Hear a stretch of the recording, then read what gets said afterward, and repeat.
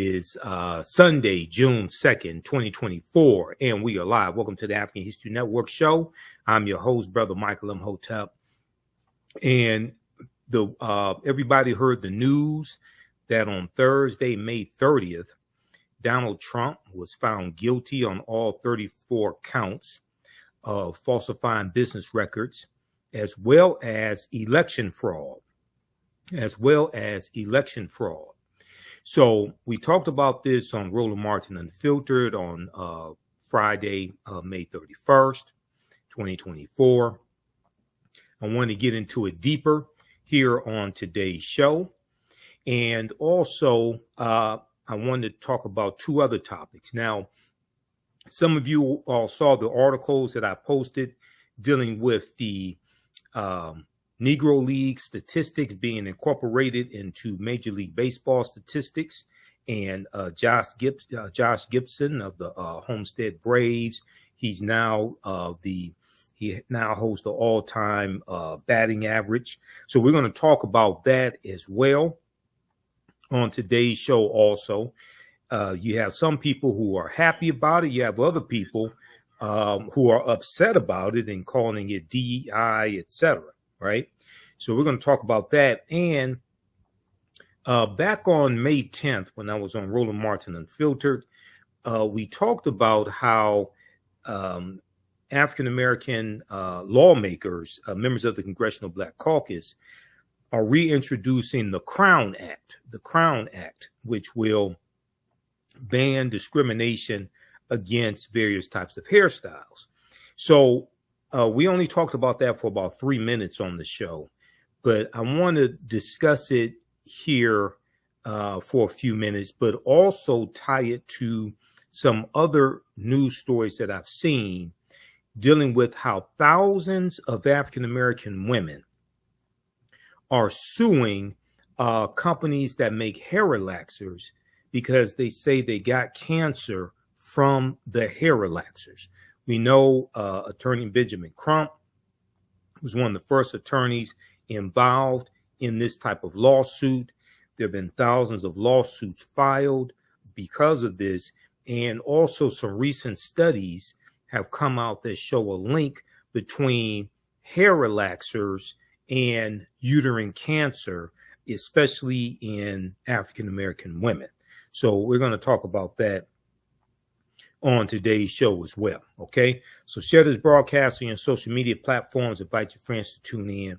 Now, on the African History Network show, we focus on educating, empowering, and inspiring people of African descent throughout the diaspora and around the world. Because right now, it's correct wrong behavior. What you do for yourself, what you do to yourself, and what you allow other people to do to you and get away with is based upon what you think about yourself. What you think about yourself is based upon what you have been taught about yourself. What you've been taught about yourself is based upon everything you've read, heard, and seen about yourself.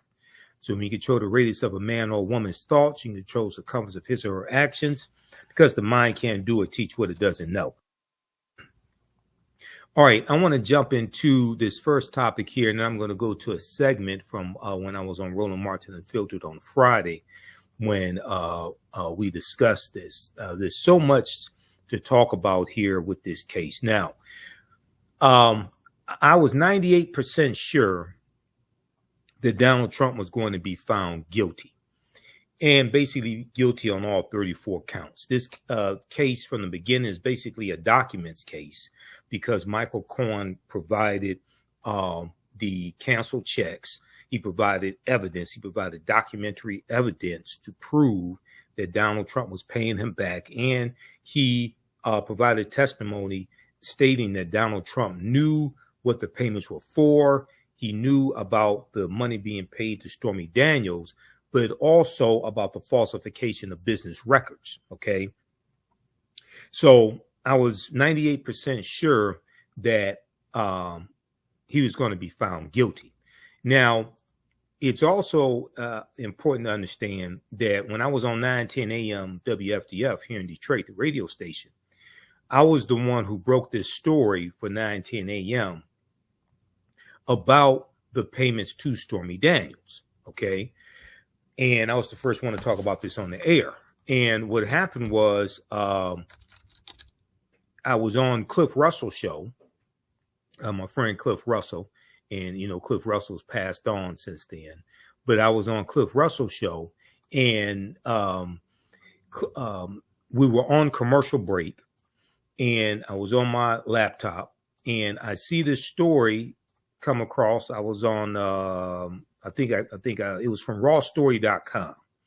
It was from rawstory.com, and it may have been on Facebook, or I got the email, but I see this story come across that talks about Stormy Daniels and an alleged affair that she had with Donald Trump, and he paying money to her a few days shortly before the 2016 election to keep her quiet so it does not interfere with election results. This payment took place right after the Access Hollywood tape came out.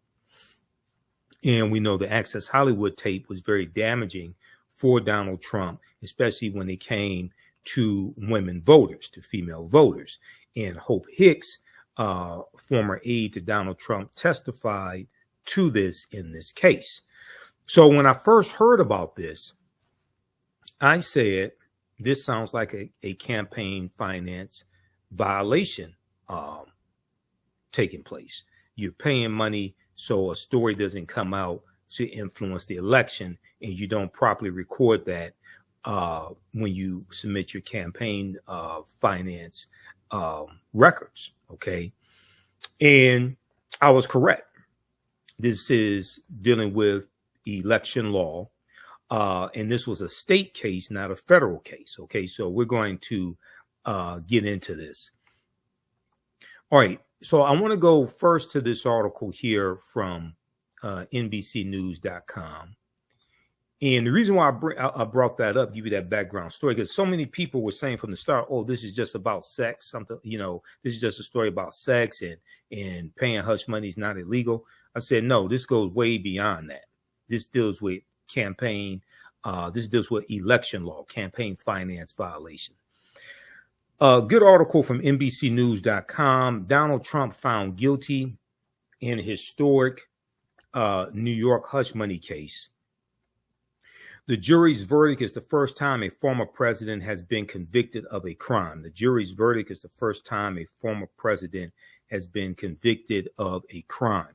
Now, one of the problems here, the way mainstream media has been covering this, is they've been calling this a hush money case as opposed to an election interference case or election fraud case. It's really an election fraud case. And this is something on the first day of the case opening arguments, prosecutor Michael Colangelo, this is something that he stated. He said it was election fraud, pure and simple. Prosecutor Matthew Colangelo said in his opening statement. But here, if we look at this piece here from NBCnews.com, so after 6 weeks of trial, after 20 witnesses for the prosecution, 2 witnesses for the defense, after 9.5 hours of deliberation, a jury of 12 of Donald Trump's peers returned a verdict of guilty on all 34 counts. Okay, so this took place Thursday, May 30th, 2024. You remember me saying that this is not going to be a hot boy summer for Donald Trump. This is going to be the worst summer of his life. Okay, this is the first time a former U.S. president has been convicted of a crime. Now, he'll be sentenced on July 11th, 2024, 4 days before the Republican National Convention. He faces penalties from a fine. The fine could be up to $5,000. Penalties from a fine to 4 years in prison on each count. Although it's expected he would be sentenced for the offenses concurrently, so serving all of the sentences at one time as opposed to consecutively. Now, it's highly unlikely, all things considered, that he serves time in prison. I think he should serve time in prison because he tried to defraud voters I think he should serve time in prison. He tried to defraud voters. He actually did defraud voters, and kept that news out of the media, okay, so he could win the election, because he knew it would hurt his chances in winning the election. So he definitely needs to go to prison. But also, there were 10 violations of the gag order during the trial. Okay, 10 violations of the gag order. The average person cannot violate a gag order like that, even 2 or 3 times, and not be put in jail for the duration of the trial. Okay, so he wasn't put in jail, even though he had 10 violations of the gag order. He, right after the trial, right after the verdict, he goes out, holds a press conference, continues to lie. We're going to go through some of the lies that he told. Okay, he continues to rant on Truth Social, things of this nature. So if he keeps it up, Judge Juan Merchan may have no choice but to put him in jail and put him in prison, especially if he tries to release information about the jury, about the jurors, or if he continues to issue various types of threats, incite violence, etc. So we'll see what happens with this. But I vote for him to go to prison. He belongs in prison. Okay. So the verdict was read in Manhattan, in the Manhattan courtroom, where Trump had been on trial since April 15th. He had pleaded not guilty to all 34 counts of falsifying business records related to a hush money payment his former lawyer, Michael Cohen, made to adult film star Stormy Daniels in the final weeks of the 2016 presidential election. Trump looked down with his eyes narrowed as the jury foreperson read the word guilty to each count. Now, I want to talk about here how we got to this being a felony, all right?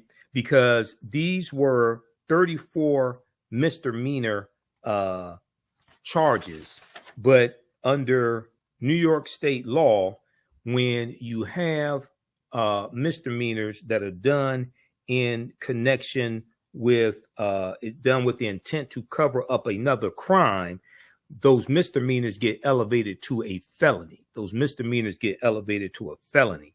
And this is what we saw here. So I want to go to page 4 here of this article, because this is something that is being largely skipped over in mainstream media and cable news. This should really be talked about a lot more. How you got to how this became a felony. And it's being glossed over to talk more about, you know, a porn star, former porn star, Stormy Daniels, Donald Trump cheating on his wife. I didn't mean to call him chump, but Donald Trump cheating on his wife, etc. This is dealing with fraud. Okay. Now, he was found liable in a civil lawsuit that Attorney General, New York Attorney General Letitia James brought against him for inflating the property values of various real estate that he owns. So he owes about $454 million in that civil fraud trial. That's dealing with fraud. He owes about $85 million to E. Jean Carroll in that defamation case. And then he's found guilty here of falsifying business records. That's dealing with fraud, but also election fraud. This is one of the biggest con men in history, and he is a fraud. Now, prosecutors said the disguised payment to Michael Cohen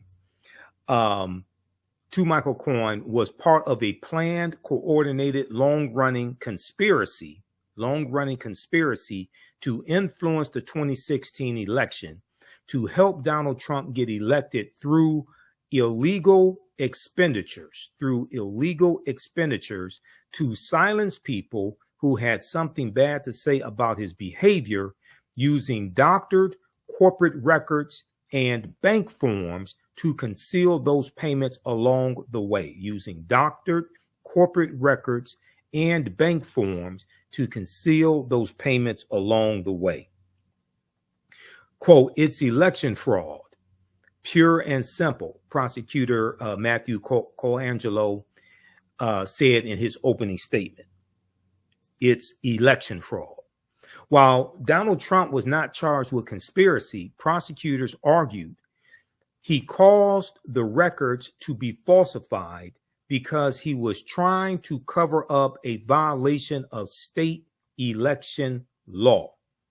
Okay, now this part right here gets largely left out of 90% of the media coverage around this. They're not drilling down on he was defrauding voters. This was dealing with a violation of New York State election law. This is the same guy who said that the 2016 election was rigged, even though he won it. And Hillary Clinton got 2.9 million more votes than him. And he said there was something like 5 million undocumented immigrants voting. So even though he won the 2016 presidential election through the Electoral College, he lost the popular vote, right? She got 2 million more popular votes than him. He said that was fraud. He lost the 2020 election. He lost the Electoral College vote and the popular vote to Joe Biden. He said that was fraud, even though his own Attorney General, William Barr, investigated and said there was no widespread election fraud. Okay. Donald Trump kept pushing the big lie and kept saying it was fraudulent. All right. So, and then we see in 2016, he committed election fraud. Imagine that. The guy that was screaming election fraud was being committed against him is found guilty of committing election fraud. So while Trump wasn't charged with conspiracy, prosecutors argued he caused the records to be falsified because he was trying to cover up a violation of state election law and falsifying business records with the intent to cover another crime raises the offense from a misdemeanor to a felony. So that's how we got to a felony. Now, this is a low-level felony, Class E felony under New York state law, lowest level felony. But this is how you go from the felony, this is how you go from the misdemeanor of falsifying business records to these 34 counts being bumped up to felonies. Now, this is the same guy, keep in mind, Donald Trump is the same guy who said that African Americans in Detroit and Milwaukee, Wisconsin, and Philadelphia, Pennsylvania, and Atlanta, Georgia were committing election fraud and voting illegally. This is the same guy who put in jeopardy the lives of Shay Moss and Ruby Freeman, two election workers in the Atlanta, Georgia area. He's the same guy who said they were committing election fraud, and Rudy Giuliani said the same thing about them. This guy right here, this fraud, who's found guilty of election fraud, 34 counts of it. This is the chickens coming home to roost. This is karma. This is all this evil coming back on this son of a bitch right here. Okay. And we have to make sure November 5th, 2024, there's overwhelming votes to stop his ass at the voting box, at the ballot box. We have to make sure he never gets into any elected position, political position ever again. He's a threat to national security. He's a threat to democracy. When you study Project 2025 and what the Heritage Foundation wants to do, and allies of Donald Trump, they're trying to take this country back to the 1890 Mississippi State Convention. They're trying to take us back even before then. Okay, this is extremely dangerous. This is extremely dangerous. And isn't it ironic that it was an African-American district attorney that brought these charges against Donald Trump as well in Manhattan, Alvin Bragg. That's very ironic. Okay. And you have African Americans. You still have the case pending in Georgia with Fonnie Willis. You still have the documents case in Florida, even though we know the judge there has been helping Donald Trump because he nominated her. Okay. And you have the federal case with special counsel Jack Smith. All those cases are going to happen, not before the election, afterwards. Justice is not done with Donald Trump. Okay. The worst thing that he ever did was run for president. The worst thing he ever did was run for president, because that put he and his business practices under a microscope. Okay. And then we found out about all this corruption, even though it was suspected he was inflating the property values of his various properties, even though it was suspected he wasn't a billionaire. And now he's raising money, right? So he's raised over $50 million since the verdict. Okay. Small donations have come in from his supporters, and he's sending out information asking for them to send in donations. Why does a billionaire need you to donate money for his legal fees? Why does a billionaire? Remember, this is the same guy in 2016 when he ran for president. This is the same guy who said he was very rich. He was going to self-finance his campaign. He didn't need anybody's money. This is that guy. One of the biggest frauds in history. But he's extremely dangerous as well. This is the same guy that incited the January 6, 2021 insurrection and left most of those people holding the bag because he could have given them a pardon before he left office. He left them holding the bag. They stormed the Capitol for him, right? And hundreds of them went to prison. And he's out chasing Playboy bunnies and who knows, he's cheated on all his wives. Who knows how many women he's cheated on Melania with since Stormy Daniels.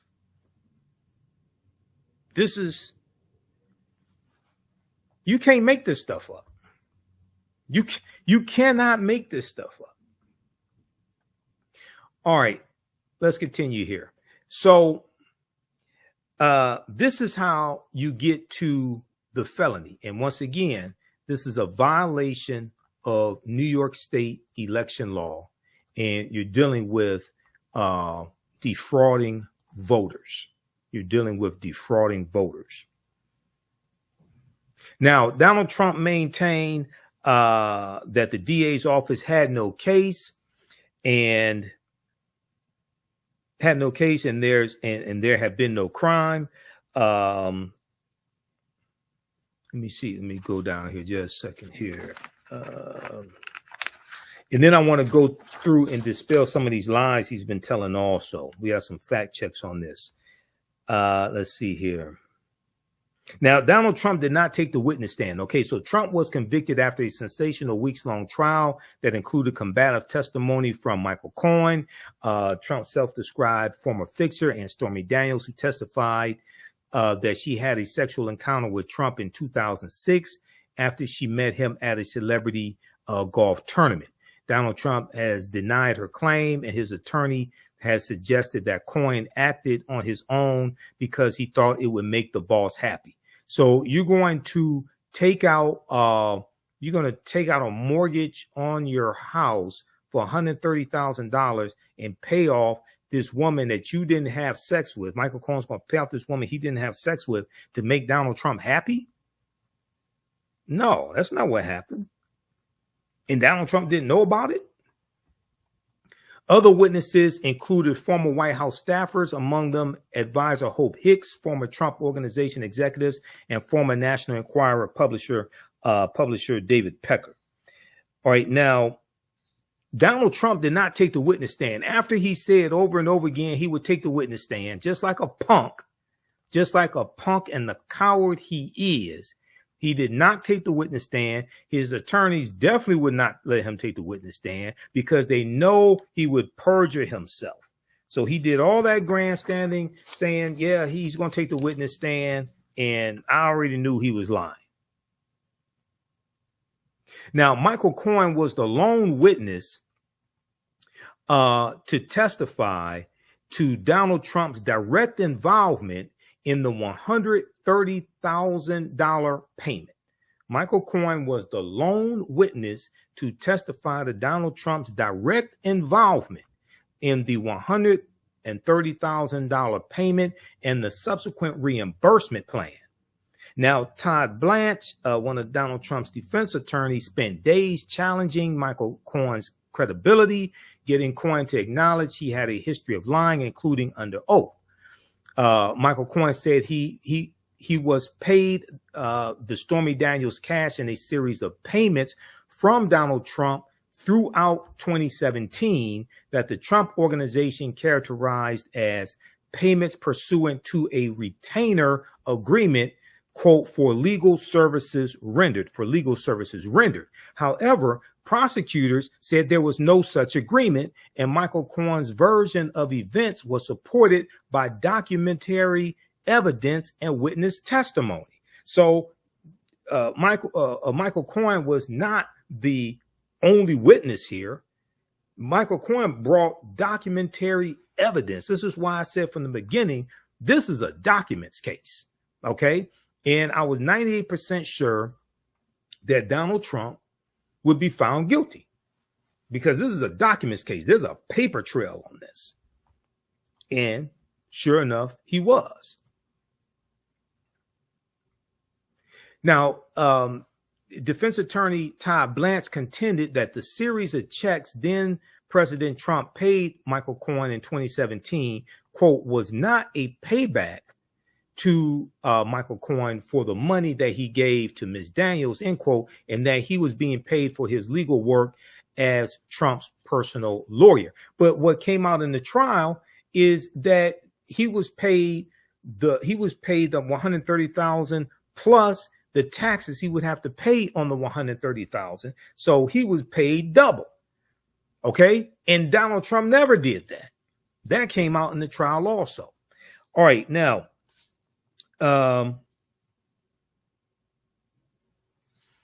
okay. So read the rest of this article here. It's a good extensive article from NBCnews.com. They usually don't have articles this in depth.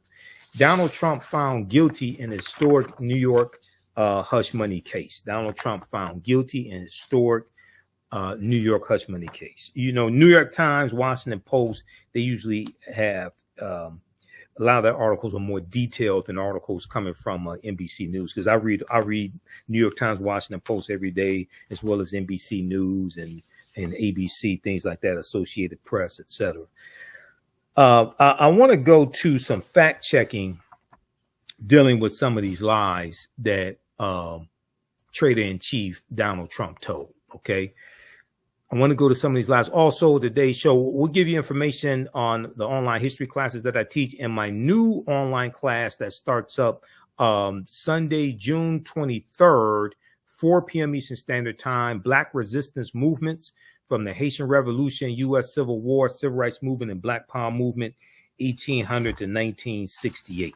It's a fantastic class. Visit our website, AfricanHistoryNetwork.com, AfricanHistoryNetwork.com.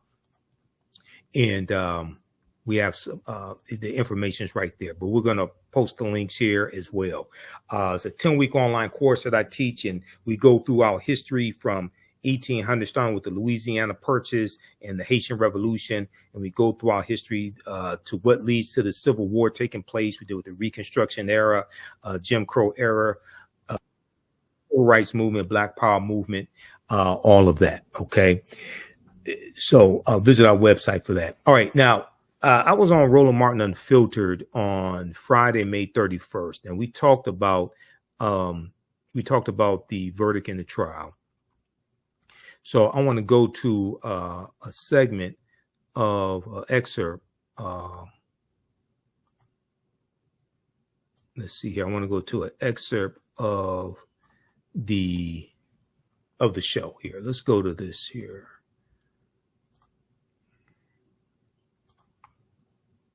Let me flip over.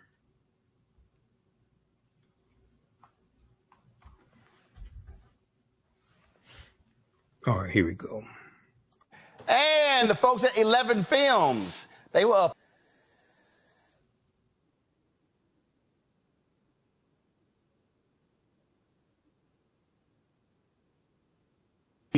Guilty. Count 4, guilty. Count 5, guilty. Count 6, guilty. Count 7, guilty. Count 8, guilty. Count 9, guilty. Count 10, guilty. Count 11, guilty. Count 12, guilty. Count 13, guilty. Count 14, guilty. Count 16, guilty. Count 17, guilty. Count 18, guilty. Count 19, guilty. Count 20, guilty. Count 21, guilty. Count 22, guilty. Count 23, guilty. Count 24, guilty. Count 25, guilty. Count 26, guilty. Count 27, guilty. Count 28, guilty. Count 29, guilty. Count 30, guilty. Count 31, guilty. Count 32, guilty. Count 33 and 34, guilty. That is Donald J. Trump, defendant, found guilty on all 34 felony counts. Oh, my goodness. Don't you just love it? That's why, again, I'm rocking the Earl Campbell throwback jersey from the Houston Oilers. Of course, he was number 34. And so I just love it. I love it. I love it, y'all. Look, y'all see this here? Somebody posted this pretty damn funny here. They put some prison bars over Donald Trump's star on the Walk of Fame. That's pretty cool. And then I thought this photo was absolutely great because, you know, he's talking about appealing. Here's the problem. These are the judges of the Manhattan Appeals Court. 5 black women. Good luck with that appeal, player. Dr. Niambe Carter, Associate Professor, University of Maryland School of Public Policy out of D.C. Michael Imhotep, host of the African History Network show out of Detroit. Jelana Jones, Texas State Representative and lawyer out of Houston. Glad to have 3 of y'all. Niambe, I'm cracking up laughing because MAGA has been losing their minds. I mean, the crying and the wheezing and the whining and the threatening. I mean, they have been losing it. And I'm sitting here going, I'm confused.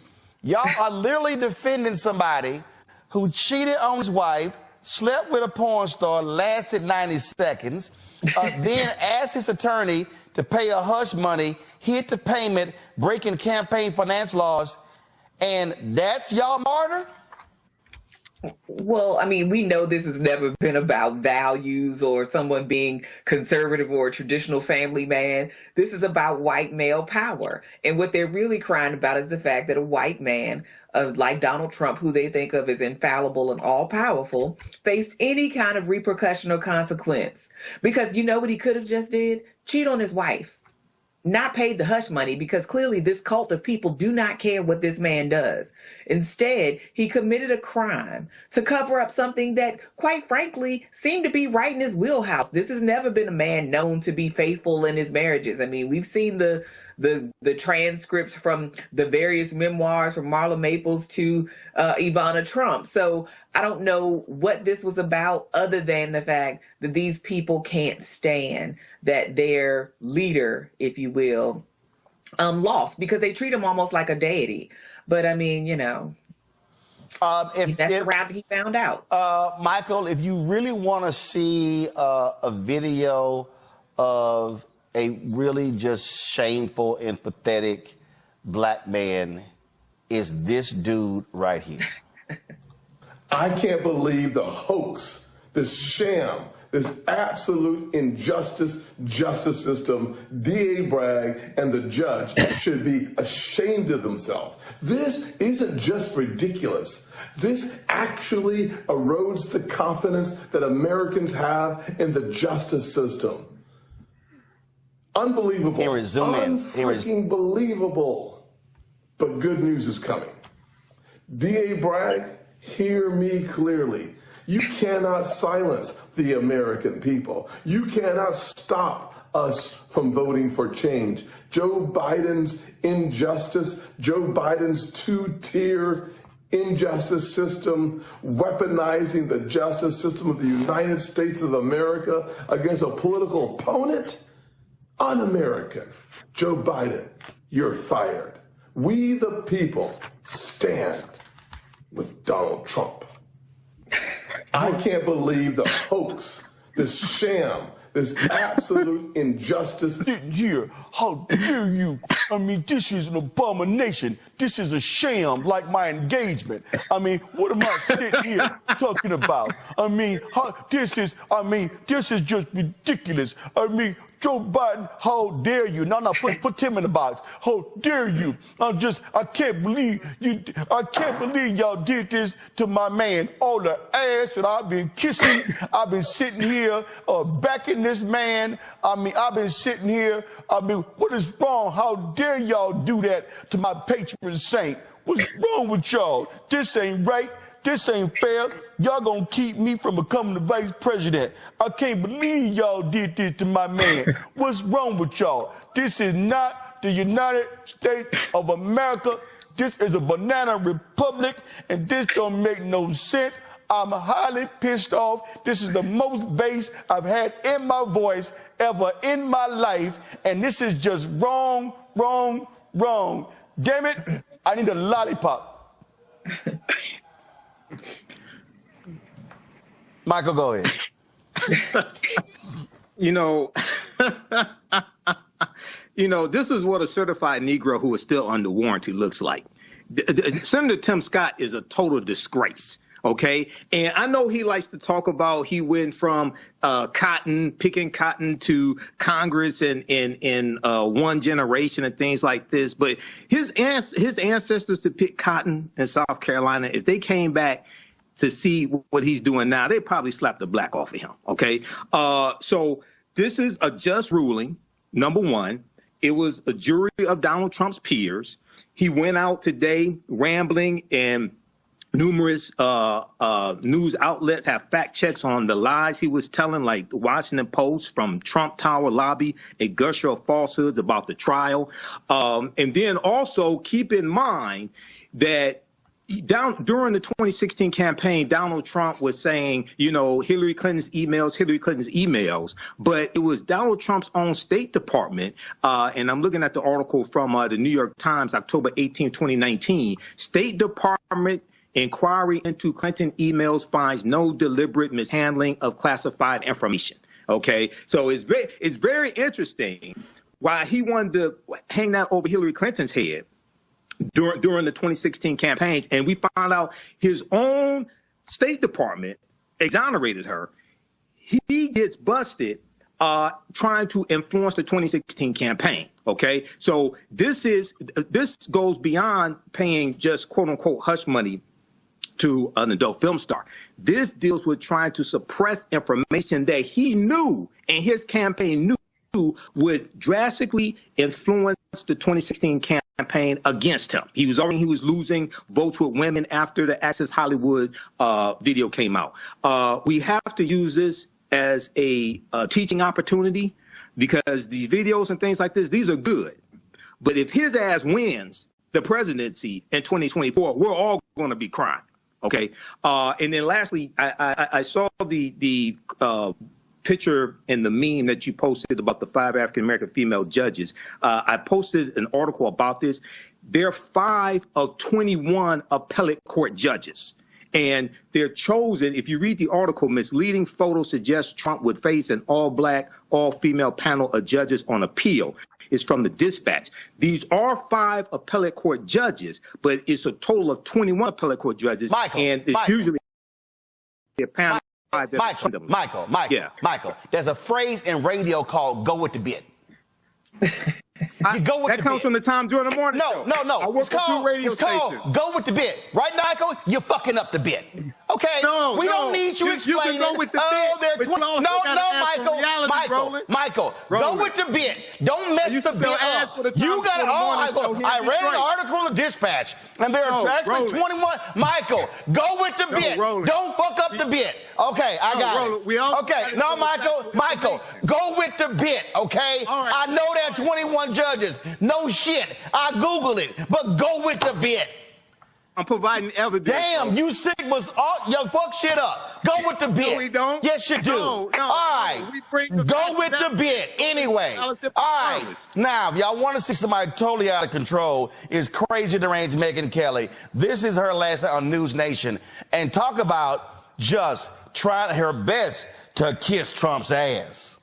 Organization wrote down legal expenses from the drop-down Adobe menu, and that made as much sense as anything else because hush money wasn't an option. He was paying his lawyer who had made the payment to Stormy Daniels, and he was, I believe, reimbursing her, though he denied that, reimbursing him, though he denied that on the stand. I don't think there's anything wrong with doing that. I think you pay your lawyer money because he outlaid money for you. You could easily classify that as a legal expense. No matter what it's for, right? Even if it's illegal conduct, you can just put it's an legal expense, right? This wasn't illegal. There's nothing illegal about paying hush money for an NDA. It's done There's not. all the time. But when you're doing it to protect your campaign, it is. That's the difference. No. What law are you citing, Dan? Campaign finance laws. You're not allowed to give the... You don't know what you're talking about. You're wrong. Explain to me. Tell me what I'm getting wrong. Tell me what I'm getting wrong. When you're spending $130,000... I'll explain. Go ahead. I get it, because you're saying that there are limits to the campaign contribution somebody could make, and this has exceeded them, and then they hit it. I understand. That's his theory. However, this has been wrong from the start. Yeah.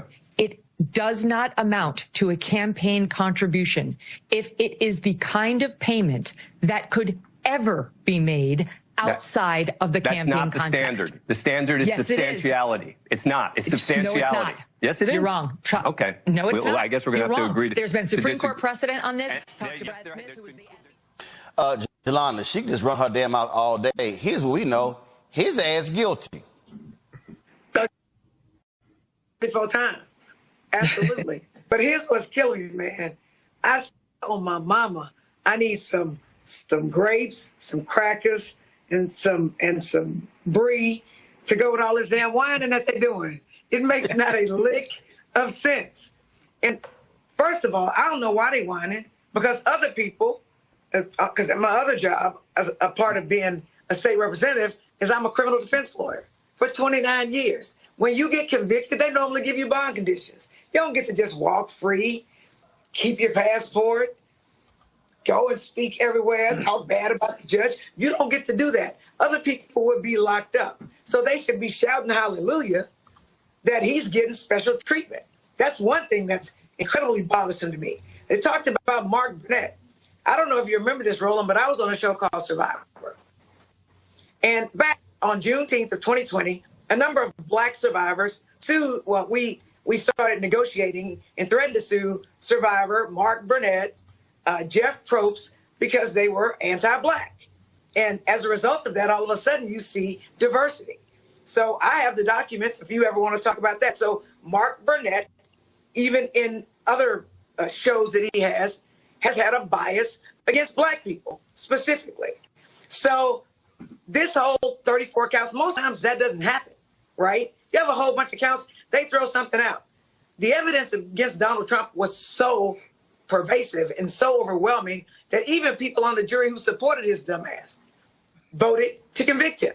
So I'm sick of the whining. I'm going to need for them to stop doing all that. And as the gentleman said, the first person that you talked to, what we need to do is we need to vote. And the reason that we vote is because 2 Supreme Court justices are going to be on the ballot. They just are. Alito and Thomas are old. And if Donald Trump wins, he's going to put some young-ass people on the Supreme Court, and they're going to be there past the lifetimes probably of our children. And if you think that we can't go back to how it was pre-Jim Crow, where they're lynching, then we need to worry, because the people that are going to get the most stepped on are us. It's always black people. When he was talking last night, he was talking about letting people come in from Africa. Newsflash, And notice he said all these countries that the Republicans hate, and Muslims, he said, but he didn't say Europe. So it's fine for us to let people come in from Europe. I wonder why that is. Because maybe, but you don't want Hispanics, you don't want black people, you don't want Muslim people. He is going to exact revenge on us. So we know what happens when we stay home. It happened in 2016. Yep. And things got really bad. So we came out and we voted in 2020. Thank God. We better vote in 2024 because our children's lives and our grandchildren's lives are going to depend on it. And that's a fact. Now, when you talk about the whining, this to me was absolutely wonderful yesterday. Listen to this. I want to get John in for one final comment. If there is a conviction, what happens to markets tomorrow? Very simple. I think markets crash tomorrow if there's a conviction, but I think they will bounce back because, look, even if they put Donald Trump in jail, I think the American people will vote him into president. We will vote him into the White House right out of the New York City jail. It's an outrageous trial, and people can see. But if there's a conviction, you think there'll be a crash? I think the markets will do very badly. What are you talking about, 1,000-point loss? I think we'll see at least a 2% drop. Okay. John Carney, I want to thank you. That was y'all John Carney. John Carney said the markets are going to crash. They're going to tank. They're going to be down 2%. Henry, go to my iPad. The Dow gained 600 points today, y'all. So all that nonsense didn't happen. Do y'all see how crazy these people are? Understand, they predict doom and gloom, and it was up 600 points. Let's beat his ass by at least 400 electoral college votes. All right. Okay, so that was Friday, May 31st, when I was on Roland Martin Unfiltered. Now, I want to deal with a couple of things. And this is so, I said the same thing when we dealt with Representative Jasmine Crockett's comments in her argument with Marjorie Taylor Greene in the House Oversight Committee. And people were putting out all these videos and things like this and creating music from AI, artificial intelligence and everything. I said, in those songs, you need to tell people go vote because Republicans can maintain control of the House of Representatives, take back control of the Senate. Joe Manchin is not running for re-election in West Virginia. He just registered as an independent, but he's not running for re-election. So Republicans will probably win West Virginia because there's not another Democrat in West Virginia who can win a Senate seat. The other senator from West Virginia is a Republican, Shelley Moore Capito.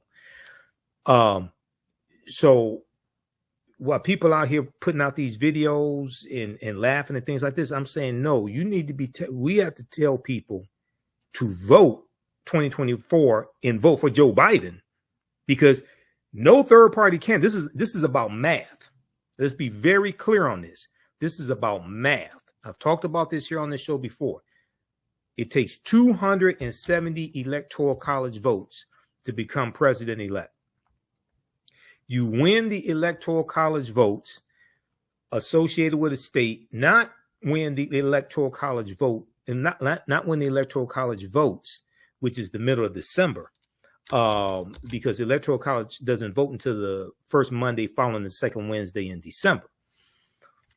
You become president-elect by winning the Electoral College votes associated with a state, and you do that by winning the popular vote in the state. You do that by winning the popular vote in the state. So anybody that tells you the popular vote does not matter has never read the U.S. Constitution. Because the U.S. Constitution created the Electoral College. Go to archives.gov, go to, which is the U.S. National Archives, go to loc.gov and read the U.S. Constitution. And here's my copy of the Constitution right here. The Declaration of Independence and other great documents of American history, 1775 to 1865, edited by John Grafton. This is from Dover Books, Dover publication, Dover Publishing. So there's a good article, and I've talked about this here on the show before, and I've cited this in some of my presentations. Read this article right here. All these people talking about voting third party. They obviously don't understand how the Electoral College works. No third party candidate has won a single Electoral College vote since 1968, when Governor George Wallace, governor of Alabama, won 46 Electoral College votes, and he still lost. Jill Stein didn't win any Electoral College votes in 2016. Ralph Nader didn't win any Electoral College votes in 2000. Ralph Nader helped George W. Bush become president. Jill Stein helped Donald Trump become president. Read this article right here from slate.com. A romp through history's most successful third-party presidential candidates. A romp through history's most successful third-party presidential candidates. A cavalcade of populists, socialists, and segregationists came long before Ralph Nader and Ross Perot. Now, this is from July 3rd, 2023. Who's read this article before? Okay. And for the sake of time, we're going to go right here. You know, they talk about Strom Thurmond running as a Dixiecrat. Strom Thurmond lost. But this is when we look at George Wallace. Okay. George Wallace, 1968. And we know Richard Nixon won the 1968 presidential election. George Wallace won an astounding 13.5% of the popular vote. 5 states in the South. These are former Confederate states: Georgia, Mississippi, Alabama, Louisiana, and Arkansas. And he won 46 Electoral College votes. Richard Nixon narrowly won the popular vote, but he overwhelmingly won the Electoral College with 301 Electoral College votes. 301 Electoral College votes. Let's see. Just a second. I lost my place here. I wanted to increase the size. Okay. This is George Wallace. 1968, George Wallace, he ran as the candidate for the American Independent Party. The American Independent Party.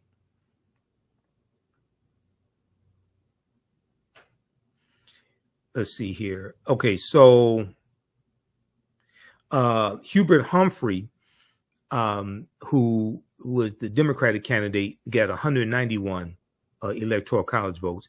George Wallace attempted to win the presidential nomination on the Democratic ticket in 1972 and 1976 and never succeeded, but he won some states in his primaries along the way.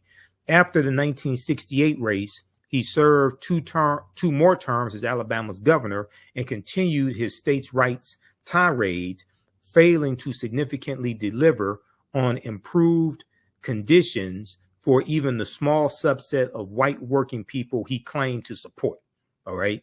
So these segregationists screw over white people also. They just need their votes to get into power. They screw over white people as well. And we know George Wallace, you know, he says segregation today, segregation tomorrow, segregation for. Okay. But go through and read this. So all these people out here talking about third party voting, that could very well help Donald Trump become president again, just like Jill Stein helped Donald Trump in 2016. And Jill and Donald Trump's margin of victory in Michigan, Wisconsin, and Pennsylvania, Jill Stein got more votes than Donald Trump's margin of victory in those 3 battleground states. Jill Stein got 50,000 votes out of Michigan. Donald Trump won Michigan by 10,704 votes. There was also 50,000 people in Michigan who voted for everything else on the ticket and left president vacant, which is stupid. You know, that's something that dumbass Dr. Eddie Glaude said, who's on MSNBC, you know, from Princeton University, Dr. Eddie Glaude, the pseudo-intellectual. He, in 2016, he was on MSNBC. And this is one of these pseudo-intellectual progressives like Cornel West. He told people, he was on MSNBC. He told people vote for everything except president because he didn't like Hillary Clinton. He said, vote for everything except president. You don't have to like these people. You're not going to the prom with them. You're not trying to marry them. We have to understand how to use politicians and how to use politics as a tool to get policies in place that we want and protect policies that are already in place that are benefiting us. We have to. This is why I say stop telling African Americans to exercise their right to vote. You don't vote for exercise. If you want to exercise, you go to the gym and work out. You vote for power. You vote for power, and you vote for policies that are beneficial to you, to your family, to your community, et cetera, and policies that are good for African Americans are good for America in general. We have to understand political self-defense, and we also have to understand it's not only about what a politician can do for you, it's also about understanding how to block and stop what people are trying to do to you.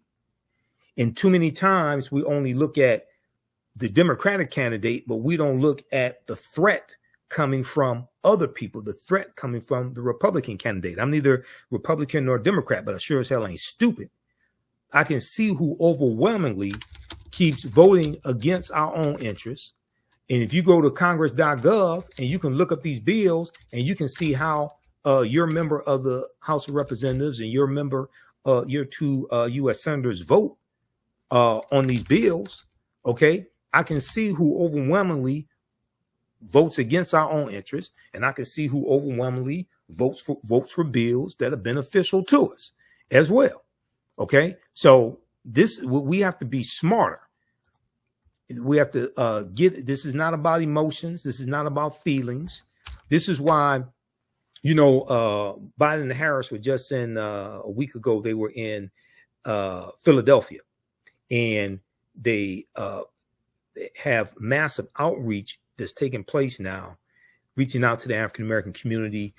This is in addition to the economic opportunity tour that Vice President Kamala Harris is going on. But you're going to see more of these big rallies that they're holding, targeting African Americans, explaining what has been accomplished, and explaining how these policies are helping the African American community and what needs to be protected. Okay. And you had different news outlets saying the Biden and Harris are courting the black voters, things like this. We need to get out of that. We need to check them. No, we need to tell these news outlets, whoever's putting this out here, we don't want to be courted. Come talk to us and explain policy to us. We ain't trying to marry you. We're not taking you to the prom. We're not trying to date you. If you're lonely, you need somebody to date, go to blackpeoplemeet.com. Okay? This is politics. We ain't trying to be courted. We need to understand you have to come explain policy to us and explain why your policies are better than somebody else. We need to get out of this, because for the majority, like when Biden came here to Detroit to march on the picket line with the labor unions that were on strike, nobody said Biden is courting labor unions. He's very pro-labor. They said he's coming to support labor unions. Okay. When he goes and talks to other groups, they usually don't say, you may find 1 out of 10 headlines, 1 out of 10 publications, but they usually don't say, oh, he's courting this group, he's courting that group. No, we don't need to be courted. We ain't trying to marry none of these people. We need to understand how to use them as a political tool to fight these ignorant ass MAGA insurrectionists over here. These white supremacist MAGA insurrectionists over here. So this is why we have to understand political self-defense and get out of all these feelings and emotions. Okay, now let's look at this. Let's look at this piece here. Guess who came to dinner with Flynn and Putin? Guess who came to dinner with Flynn and Putin? Lieutenant General Michael Flynn and Vladimir Putin. NBC News reviewed video and photos from a 2015 Moscow gala that Mike Flynn was paid $45,000 to attend to see who else was in the room. Okay. Now, this is, we talked about this here on the show before. This article is from April 18th, 2017, NBCnews.com. It was updated April 18th, 2017, 9:30 a.m. Okay. So we talked about this here on the show before. This is not new. Here you have Lieutenant General Michael Flynn. Okay. Now this article came out April 2017. Now this took place in December 2015. December 2015. The head table of a gala celebrating the 10th anniversary of Russia Today in December of 2015 included Russian President Vladimir Putin and American retired Lieutenant General Michael Flynn. Okay, who's at this table? Here's Vladimir Putin. And to the right of Vladimir Putin is Lieutenant General Michael Flynn.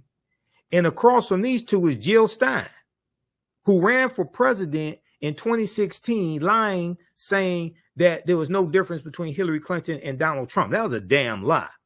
Okay.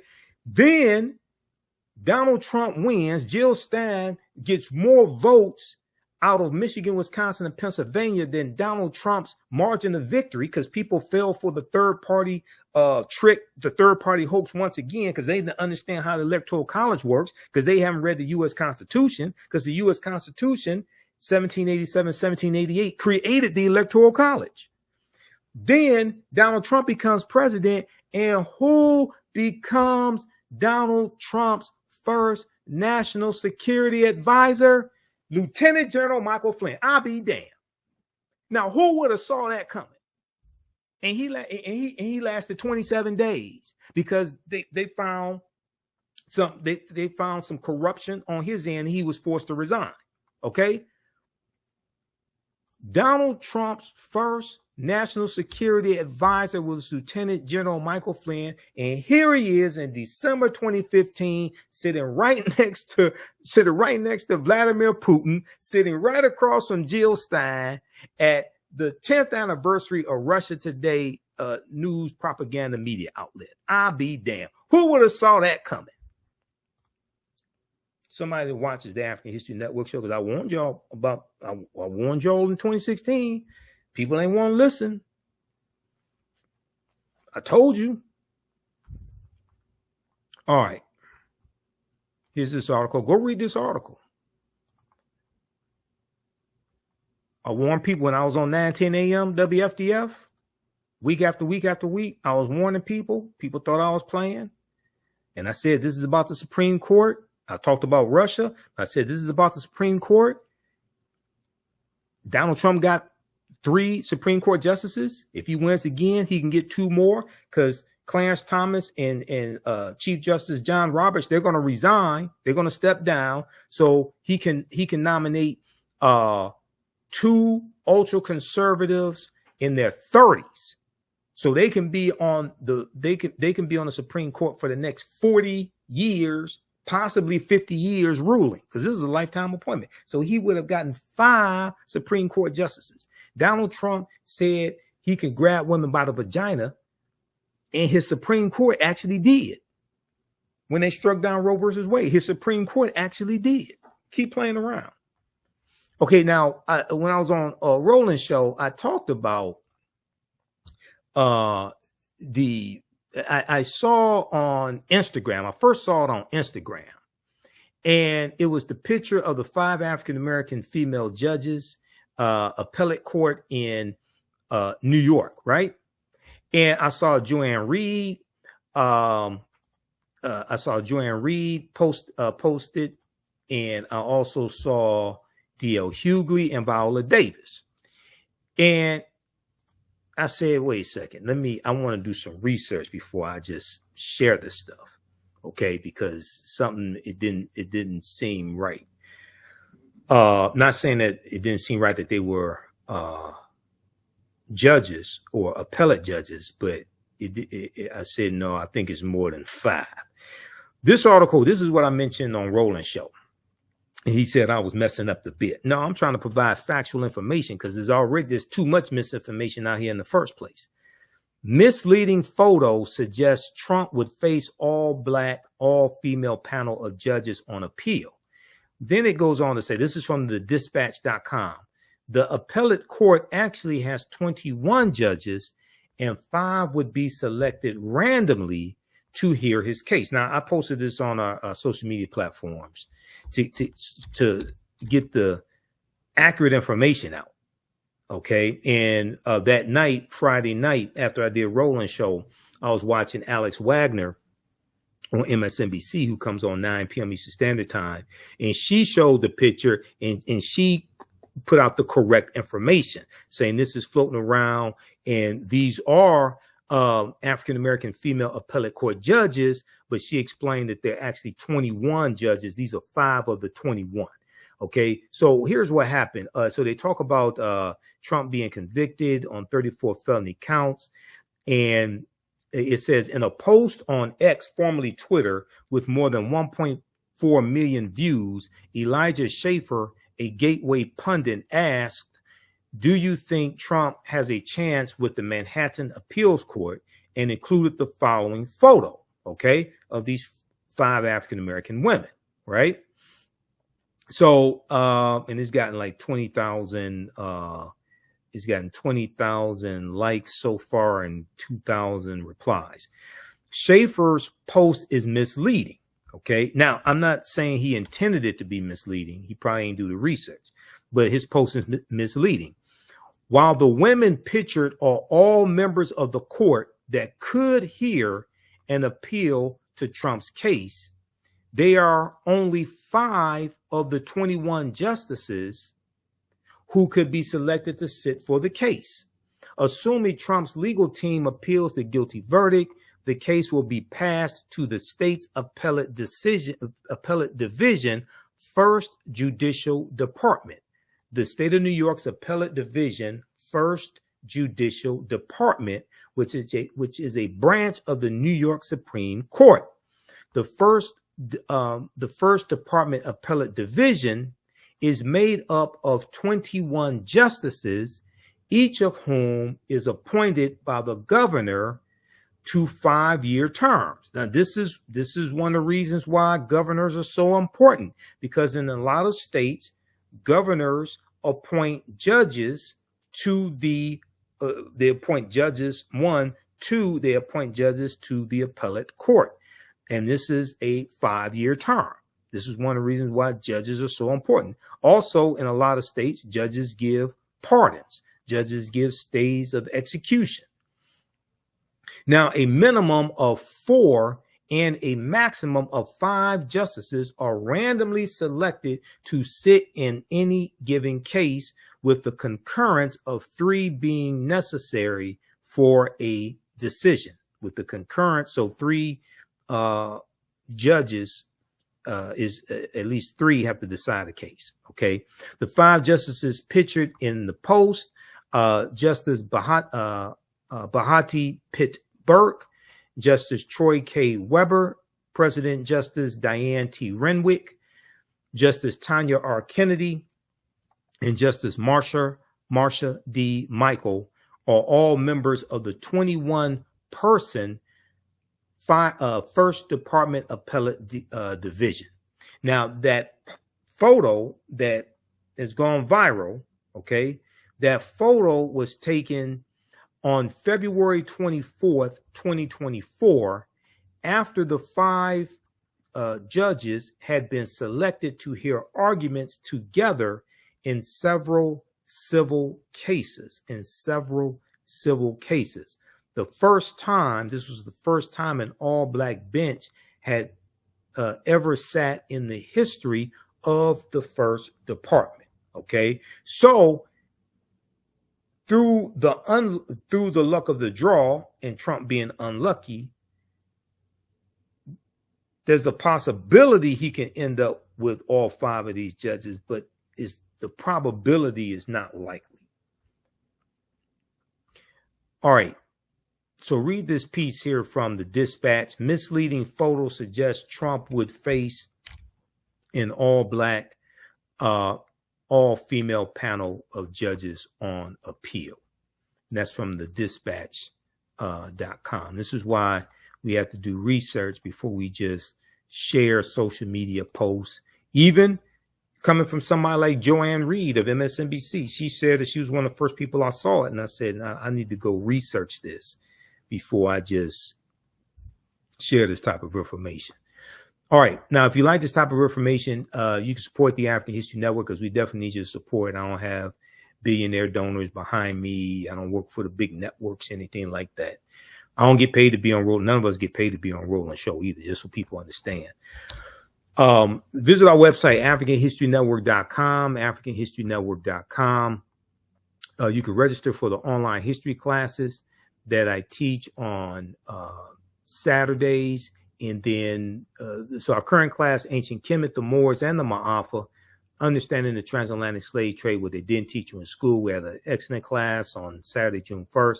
And this class is June 8th and June 22nd, 4 p.m. Eastern Standard Time. We deal with thousands of years of history and what leads up to the transatlantic slave trade taking place. Click right here to register for the class. It's on sale $60. Its class is a little more than half off. We have the lesson plan here also for all the classes, all the class sessions, my lesson plan. So you can download the lesson plan right here. You can see the content, the extensive content that we cover in this class.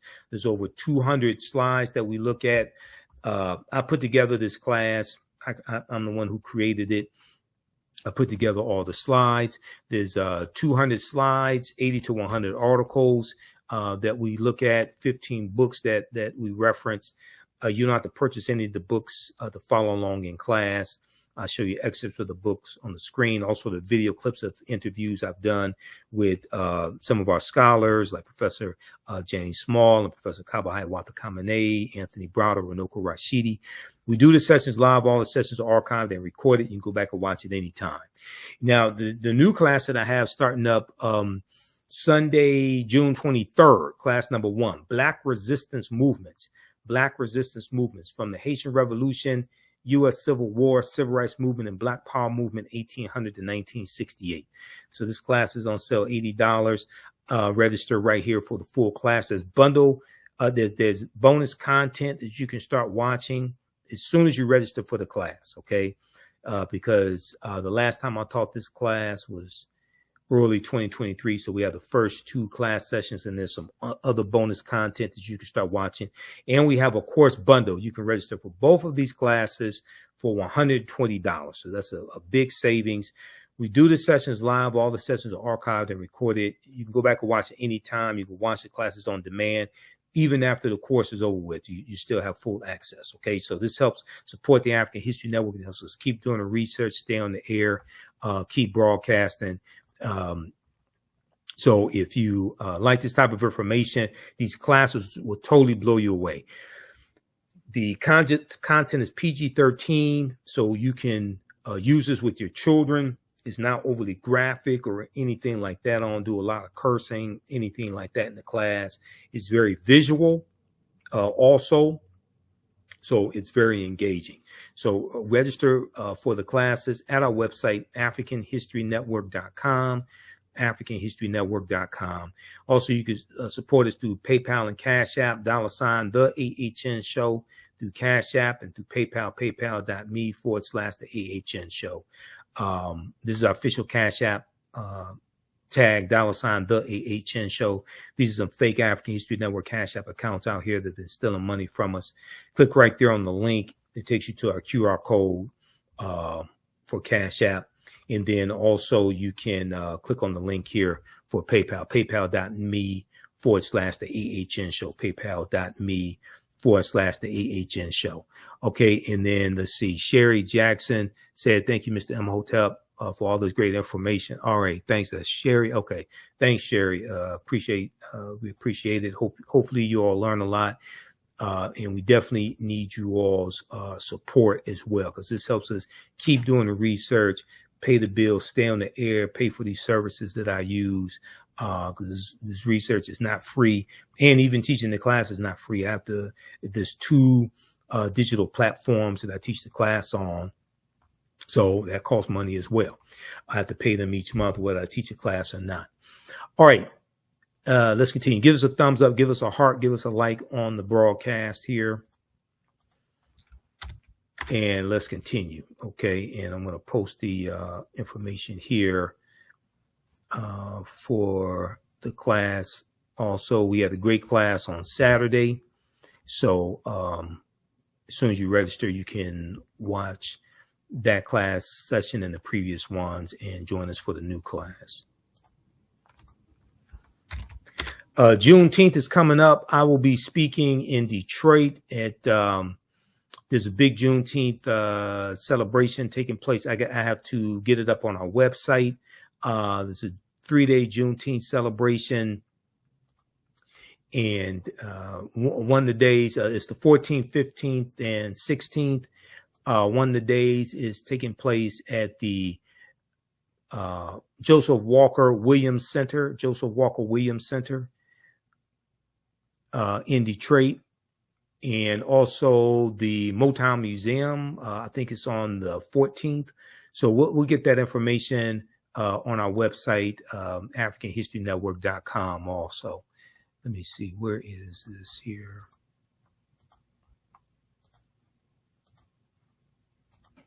I have this on our Facebook fan page.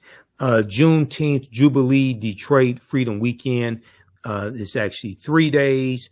Saturday, June 15th, 12 noon to 6 p.m. Now, I'll be on a panel discussion taking place at the Joseph Walker Williams Community Center, 8431 Rosa Parks Boulevard.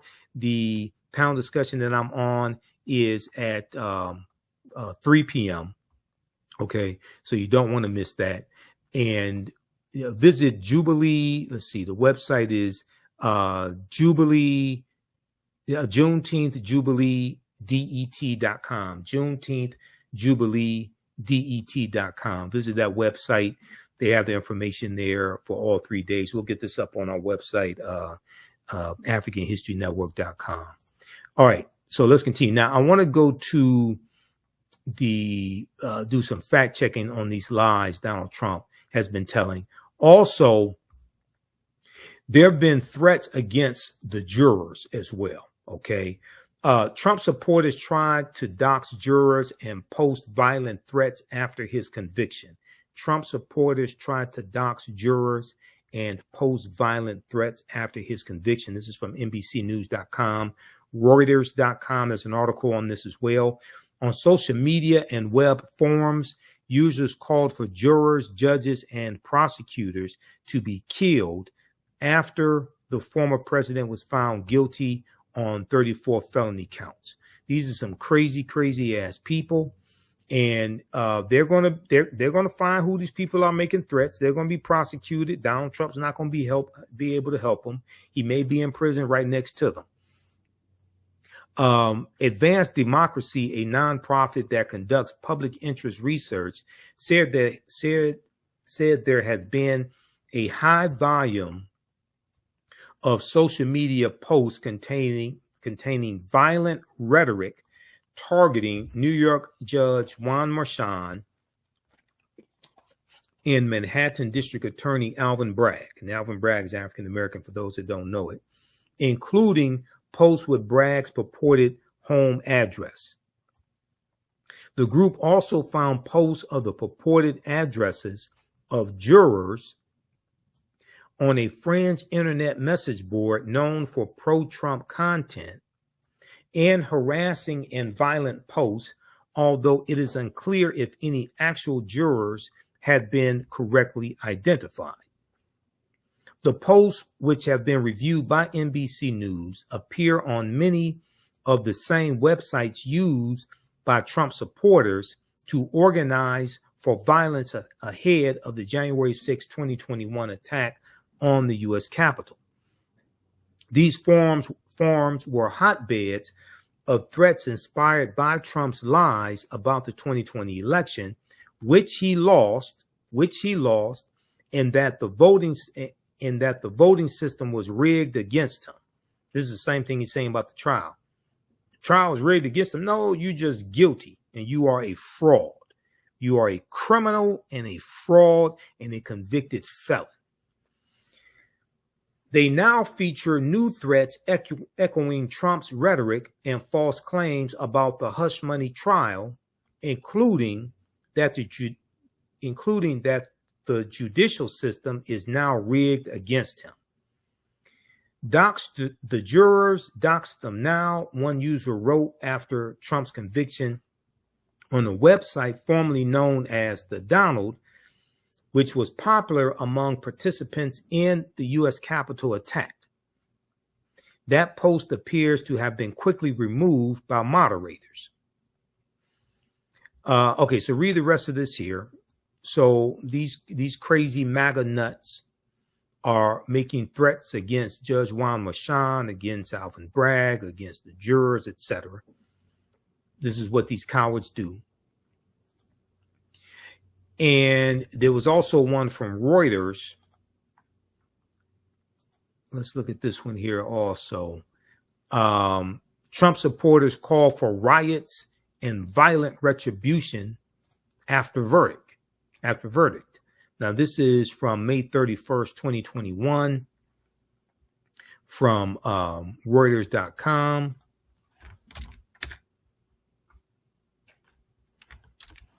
Let's pull this one up as well.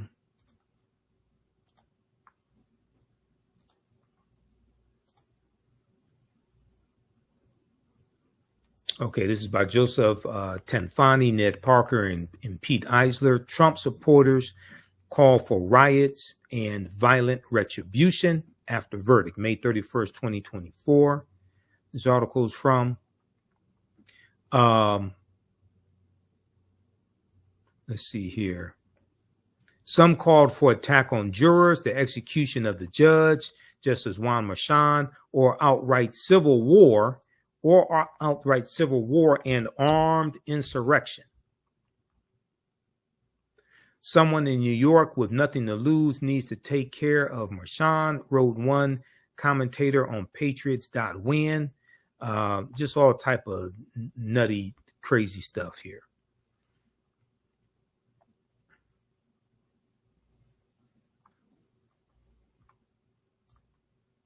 Okay, so you can read that one as well.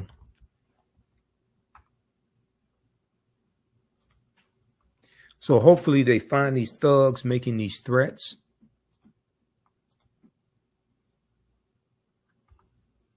And bring them to justice and convict them like Donald Trump was convicted.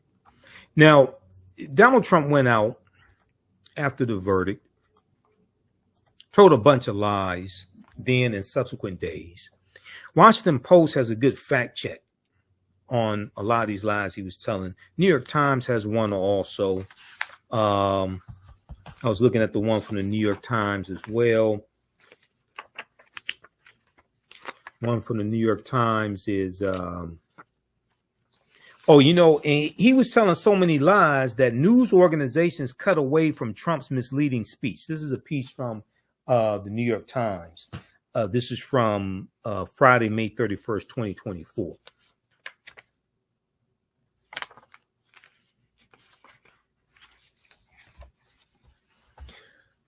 From the Trump Tower lobby, a gusher of falsehoods about the trial. This is an analysis by Glenn Kessler for the Washington Post, May 31st, 2024. If we just look at a few of these here, few of these lies he was telling. He said, we just went through one of many experiences where we had a conflicted judge, highly conflicted. Trump speaking to reporters at Trump Tower, May 31st. Okay, so he said Judge Juan Merchan was a conflicted judge, highly conflicted. Okay, well, here's the truth behind what he was saying. Here's the fact check on it. Donald Trump exaggerates. Surprise, surprise. New York Supreme Court Justice Juan Merchan, who was randomly assigned the case,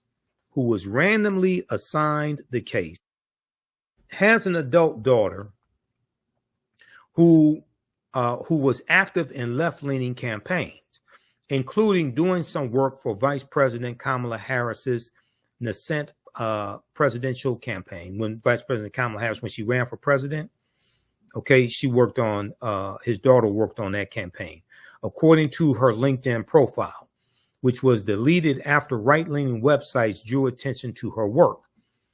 In 2020, Judge Juan Merchan made a $35 donation in political contributions to Democrats.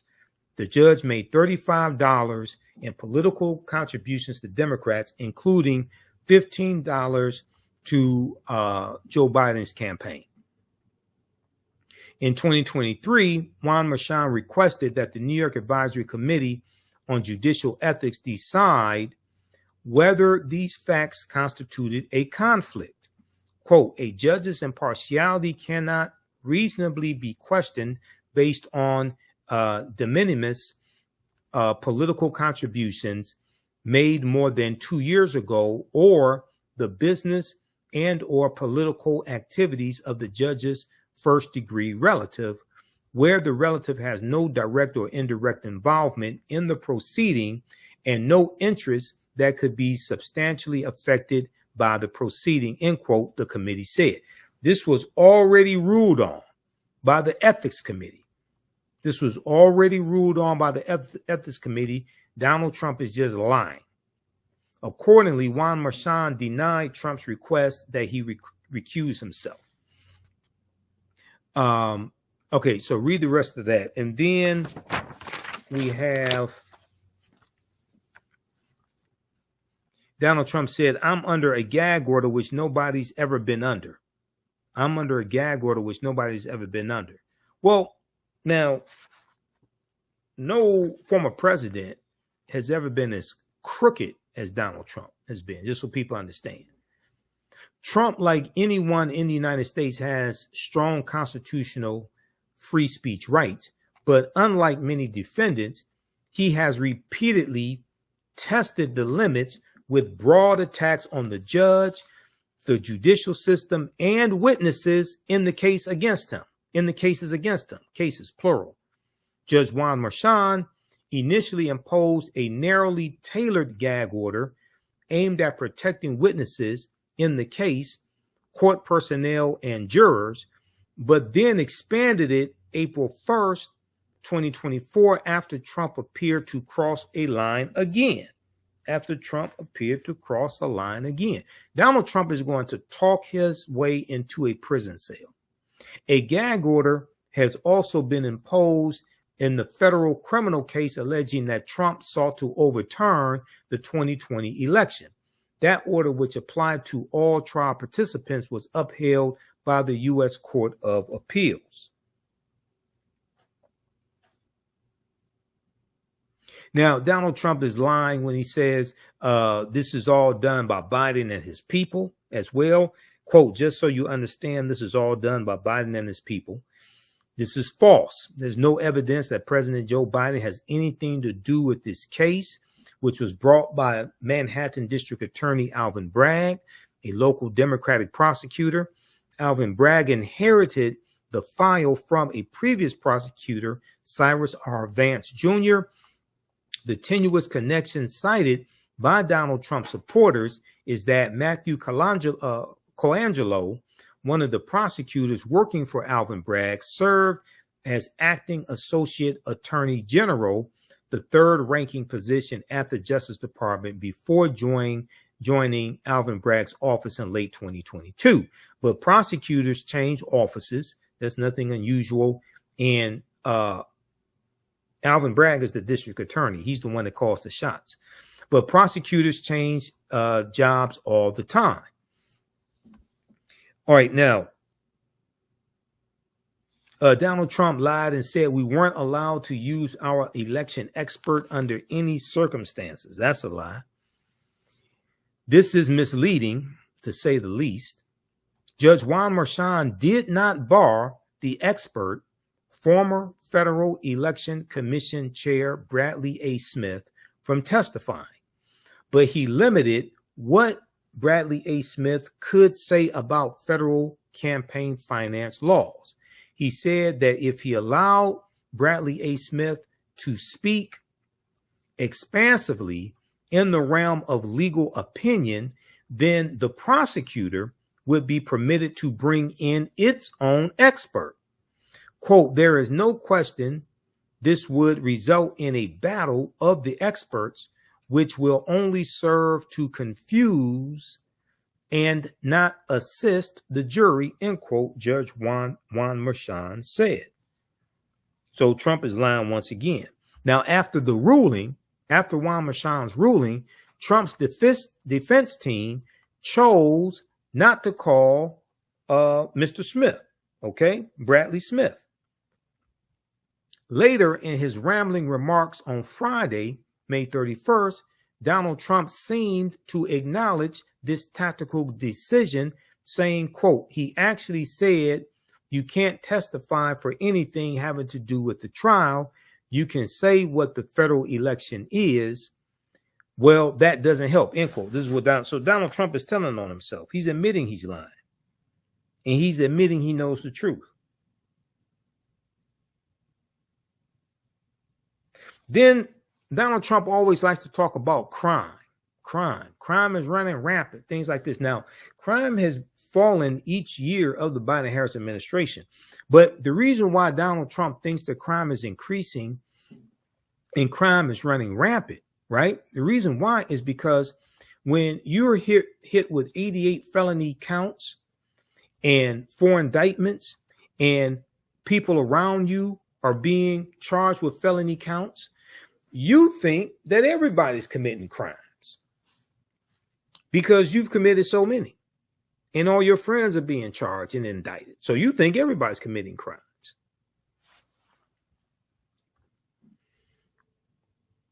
All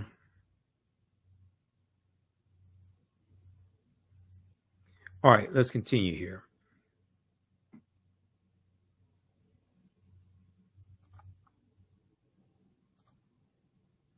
Let's go to this next fact check here. We had a DA who is a failed DA. Crime is rampant in New York, violent crime. This is what Donald Trump said. This is incorrect. Quote, New York City saw continued reductions in overall crime through the first quarter of 2024, both above ground, on streets throughout the 5 boroughs, and below ground within the nation's largest subway system, end quote, the New York Police Department said in April 2024. Now, this does not mean that everything's perfect. This does not mean no crime takes place, no murders take place, no. But they have seen a reduction in crime, continued reductions that are documented. Year over year, there were sharp decreases in murder and burglary, modest declines in rape and grand larceny, and modest increases in robbery and felony assault. Okay, so, but overall, you see the crime is down in the five boroughs overall and across the country. Each year of the Biden-Harris administration, you've seen a decrease in crime. Doesn't mean that crime does not happen. Doesn't mean murders don't happen. We have crime here in Detroit, but even in Detroit, we've seen a decrease in crimes as well. Okay, we dealt with the falsifying business records and all of that. We talked about that. Okay, so you can read the rest of this here.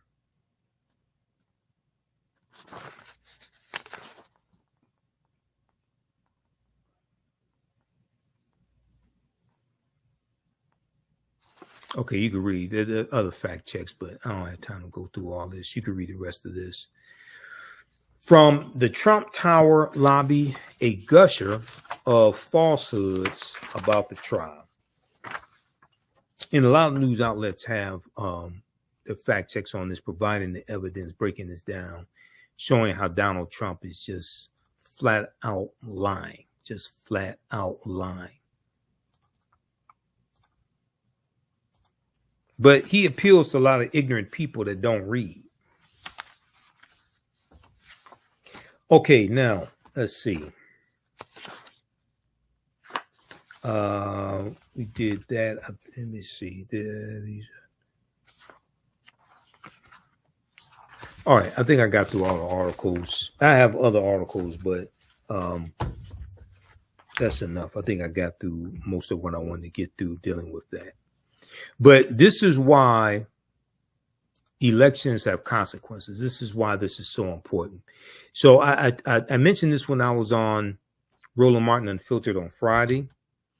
And Roland even went to whitehouse.gov and talked about the American Rescue Plan, the $1.9 trillion American Rescue Plan that no Republicans in the House or the Senate voted for, that saved America, that saved the economy, that opened back up America from dealing with COVID and schools were able to open back up, all of that. Okay.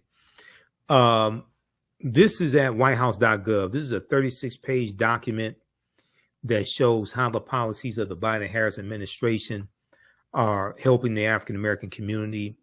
So I hear a lot of these Black social media disinformation agents out here that don't do research, that will never show you this, never take you through this. I've gone through this numerous times here on the African History Network show.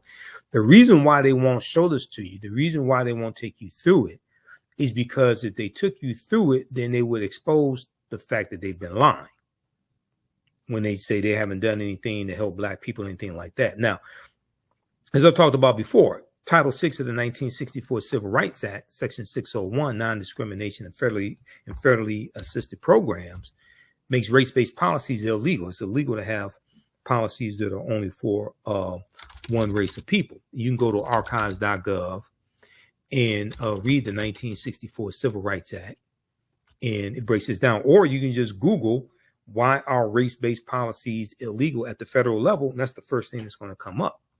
Okay. So,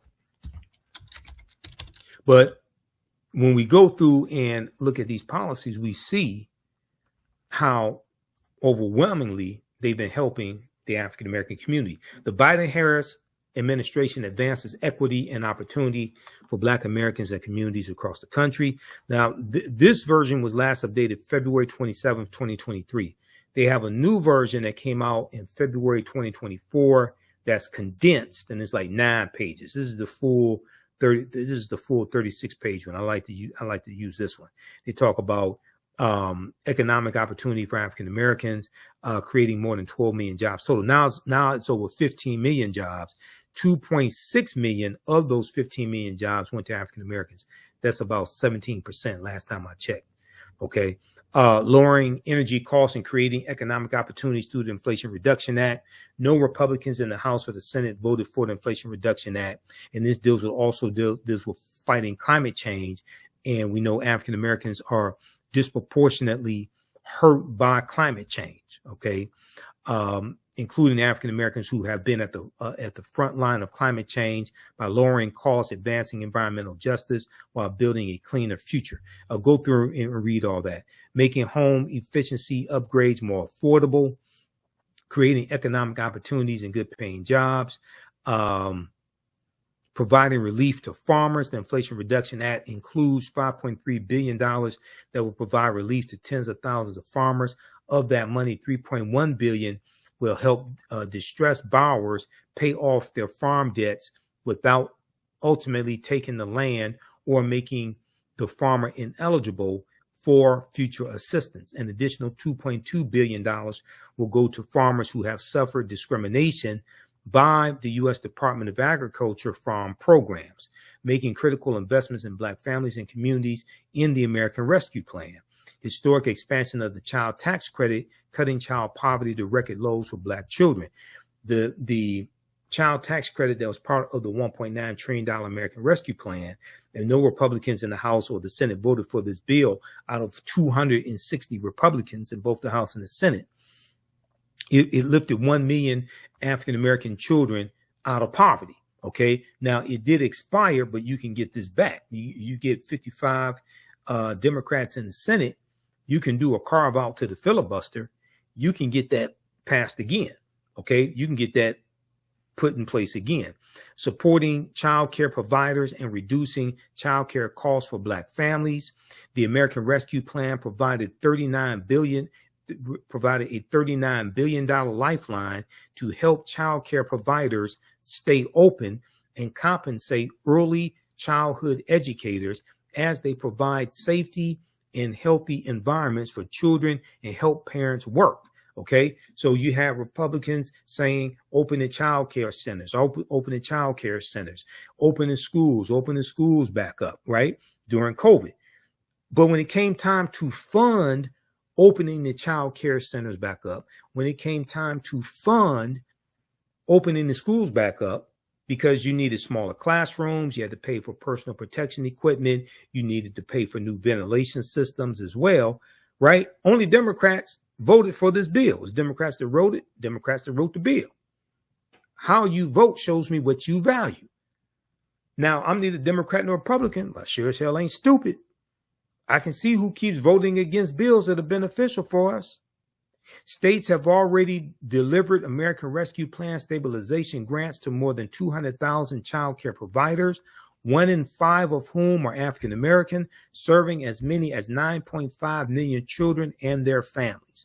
Read the rest of this here. It takes you through category by category. The American Rescue Plan tripled the earned income tax credit for 17 million workers without dependent children. It helped Black Americans stay in their homes. President Biden's American Rescue Plan has helped Americans, including Black Americans, stay in their homes by providing emergency rental assistance. There was $46 billion in rental assistance for renters as well as landlords also. As of June 2022, African Americans were the largest group that received this help, representing more than 41% of the aid recipients. Now, these Black social media disinformation agents out here that are telling you don't vote and Biden and Harris haven't done anything to help Black people, are they explaining this to you? Have they shown you this? Have they taken you through this document? Now, I've taken my viewers through this a number of times. This document first came out October 2021 and has been updated every 6 to 9 months or so. So we can go back to late 2021 when we first went over this document. Who's explaining this to you? And I mentioned this on Roland Martin Unfiltered. I want Roland to pull this up have his control room pull it up, or have him pull up on his iPad. He did show they have one at whitehouse.gov that specifically deals with the American Rescue Plan. He did show that, but I wanted him to show this one right here. This is for all these people out here putting this bullshit out here, lying to African Americans, all these disinformation agents, lying to African Americans. They will never take you through this because you'll realize they're lying and people will stop watching them.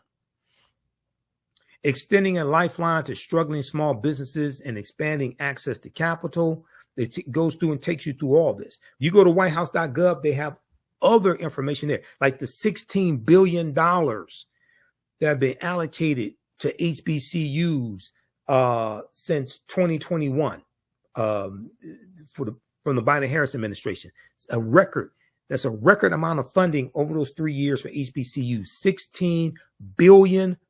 Senator Tim Scott won't talk about that. Ensuring Black homeowners get full value for their homes. In March 2022, the Biden-Harris administration's Interagency Task Force on Property Appraisal and Valuation Equity, acronym PAVE, released the PAVE Action Plan, which represents the most wide-ranging set of reforms ever put forward to advance equity in the home appraisal process. Federal agencies are taking action on bias across all stages of the valuation process. For example, in January 2023, the Department of Housing and Urban Development proposed new guidance to make it easier and quicker for prospective borrowers applying for Federal Housing Administration, FHA insured loans to request a reconsideration of value on a property if the initial valuation is lower than expected or there is indication of illegal bias. Because we know there have been numerous stories in the news about African-American homeowners. They get a low valuation from a white appraiser, and then they take down all the African art and the pictures and things like this and have somebody white pretend to be the homeowner, and then they call an appraiser back out and the home value skyrockets, right? We know that African-American homes are valued at $156 billion less than comparable white homes. The Brookings Institute had their report that came out a few years ago that documented this and talked about the segregation tax and how African-American homes are valued at $48,000 less on average than comparable white homes. Protecting Black Americans' access to housing by combating housing discrimination. You can read that. New actions to protect renters and promote rental affordability. Leveraging federal procurement to narrow the racial wealth gap for Black entrepreneurs and families. Federal procurement is one of our most powerful tools to advance equity and build wealth. Now, median household wealth for African Americans has increased 60% under the Biden-Harris administration also, just so people understand. Federal procurement is one of our most powerful tools to advance equity and build wealth in underserved communities, but only around 10% of federal agencies' total eligible contracting dollars typically go to small disadvantaged businesses, a category under federal law that includes Black-owned businesses. Recognizing the importance of using the government's purchasing power to advance opportunity and equity, the Biden-Harris administration has launched an all-of-government effort to expand contracting opportunities for underserved small businesses, including Black-owned businesses. President Biden has set a goal of increasing the share of federal contracting dollars to small disadvantaged businesses by 50% by the year 2025, that's next year, projected to translate to an additional $100 billion to minority-owned businesses and helping more Americans realize their entrepreneurial dreams. Okay, so read the rest of this. Advancing equitable employment outcomes and boosting wages for Black federal workers. Now, he rated that African Americans make up 18.4% of the federal workforce. We know President Biden did an executive order making the minimum wage $15 an hour for federal employees. That was federal employees and contractors, if I remember correctly. On June 25th, 2021, President Biden signed an executive order on advancing diversity, equity, and inclusion and accessibility, DEIA, in the federal workforce. This executive order launched a whole of government, WHOLE, initiative to cultivate a federal workforce that draws from the full diversity of the nation and that advances equitable employment opportunities for workers from underserved communities. Okay, so read the rest of that. Oh, yeah, here we go. Yep, $15 minimum wage. Okay. Further, President Biden has taken a series of executive actions leading to a $15 minimum wage for employees of federal contractors and federal employees. So I was correct.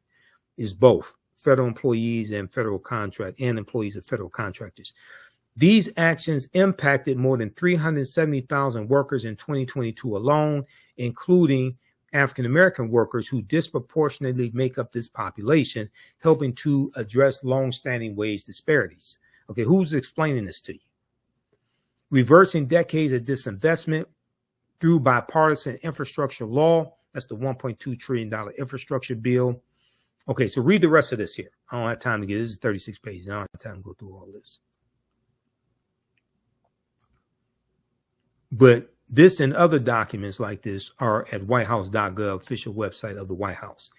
The Biden-Harris administration advances equity and opportunity for Black Americans and communities across the country. So when we vote, we're voting to keep policies like this in place, because if Trump gets in office, he's going to reverse these policies. Okay? If Trump gets in office and Republicans maintain control of the House and gain control of the Senate, they're going to reverse policies that are beneficial to African Americans. All right, now let's quickly go to this other story here. This deals with the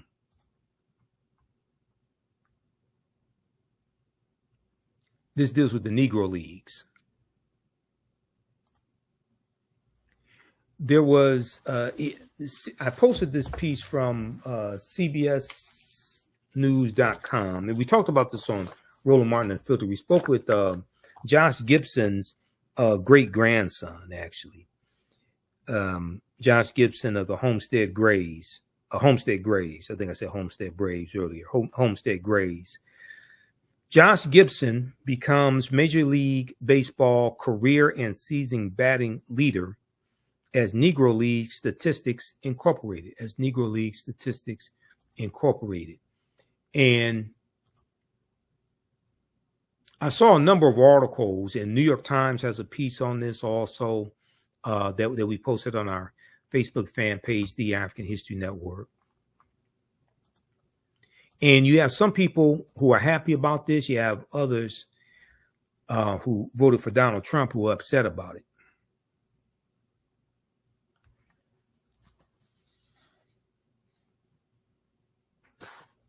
This is so there's one from the Associated Press also. This is the one from CBS News that I posted. Statistics from Negro Leagues officially integrated into Major League Baseball books.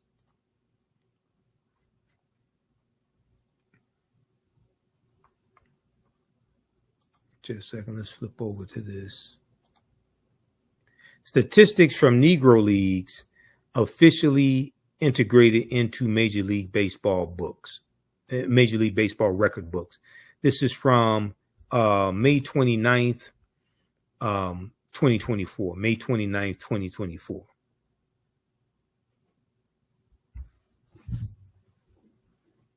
From CBSNews.com. I'm trying to close out all these ads and stuff popping, the videos popping up. In a milestone decision, decades in the making, Major League Baseball announced Tuesday that it is now incorporating statistics of Negro leagues that operated in the 1920s, 30s, and 40s into record books. Okay, Negro leagues that operated in the 1920s, 30s, and 40s into record books. This initiative is focused on ensuring that future generations of fans have access to the statistics and milestones of all of those who made the Negro Leagues possible, Major League Baseball Commissioner Rob Manfred said in a statement provided to the Associated Press. Black players were barred from Major League Baseball until Jackie Robinson broke the league's color barrier in 1947 when he joined the Brooklyn Dodgers. That breakthrough ultimately led to the Negro Leagues ending play in 1960. Quote, their accomplishments on the field will be a gateway to broader learning about this triumph in American history and the path that led to Jackie Robinson's 1947 Dodger debut. Rob Manfred said in his statement. Now, in 2020, in the wake of America's reckoning with racial injustice following the murder of George Floyd, Major League Baseball announced that it was elevating 7 Negro leagues that operated from 1920 to 1948 to Major League status.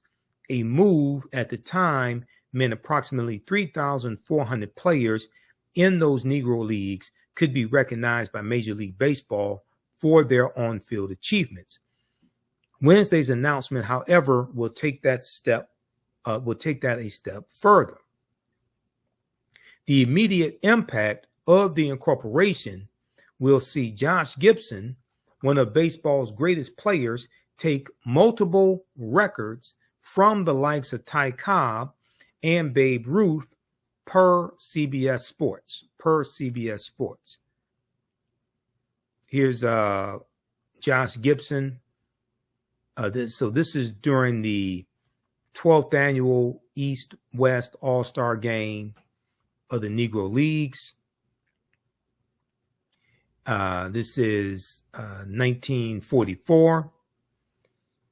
American baseball player Josh Gibson of the East team creates a cloud of dust as he slides into home plate during the fourth inning at Comiskey Park, Chicago, Illinois, on August 13th, 1944. West team's catcher Ted Ratcliffe is visible at right.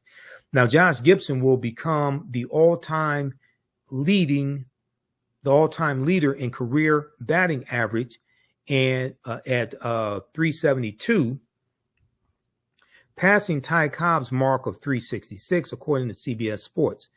His career 718 slugging percentage will also be the all-time high mark now, surpassing Babe Ruth's previous record of 690, and he'll be the leader in career ops on base plus slugging percentage, with 1.177, passing Babe Ruth's mark of 1.164.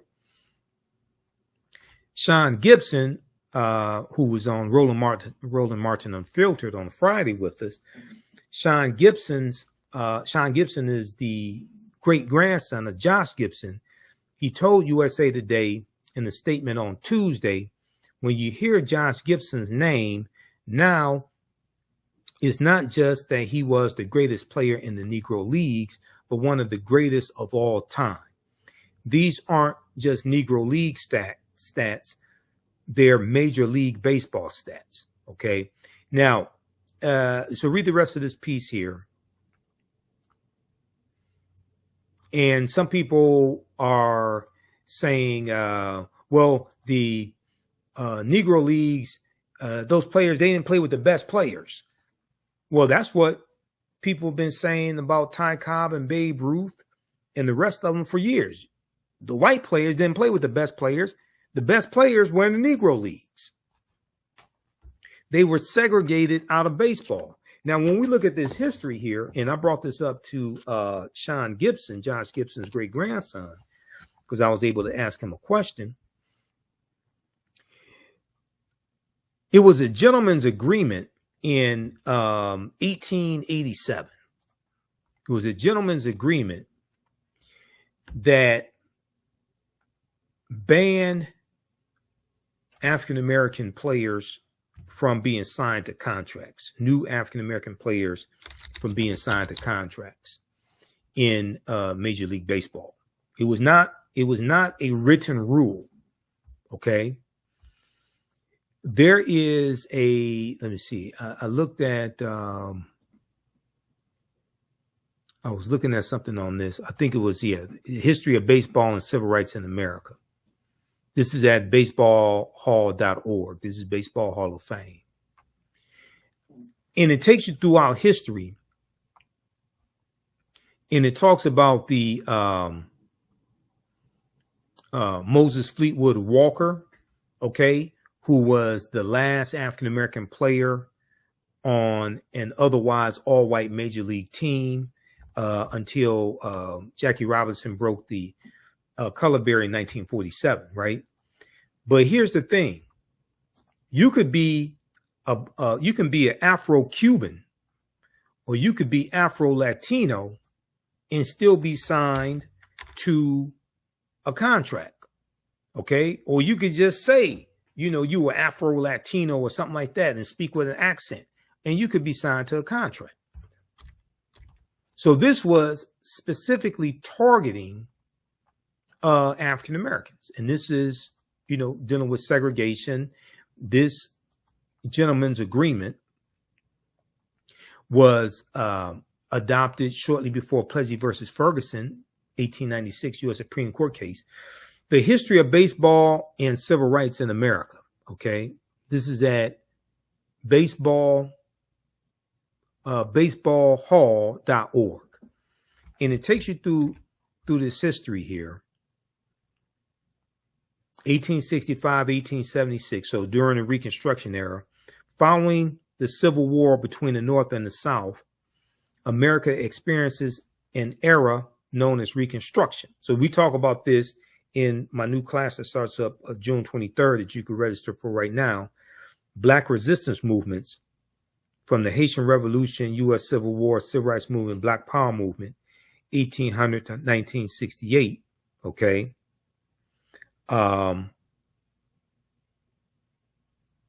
So we talk about this.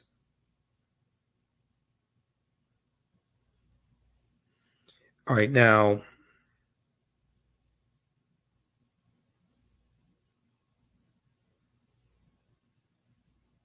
so I'm looking at a breaking news story. Representative Sheila Jackson Lee has announced that she has pancreatic cancer, because I'm looking at Roland's Instagram page. Okay, she announces she has pancreatic cancer. Okay. And she has released a statement. All right. So we're praying that she beats that.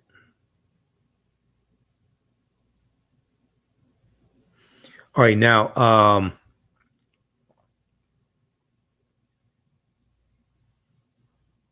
1878, long before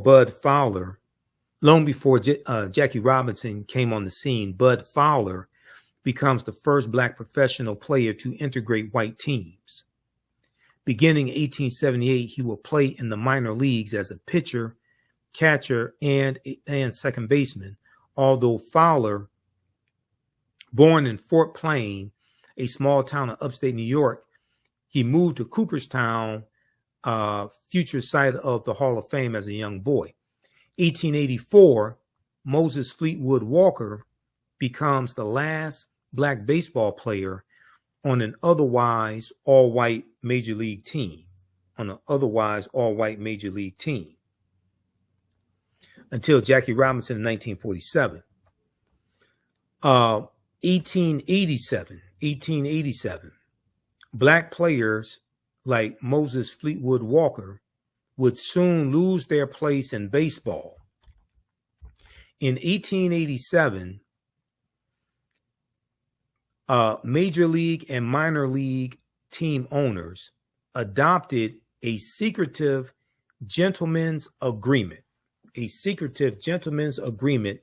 or unwritten rule that said that no new contracts will be given to black ball players. Okay, so this wasn't a written rule. Okay, this was an unwritten rule that shut us out of Major League Baseball.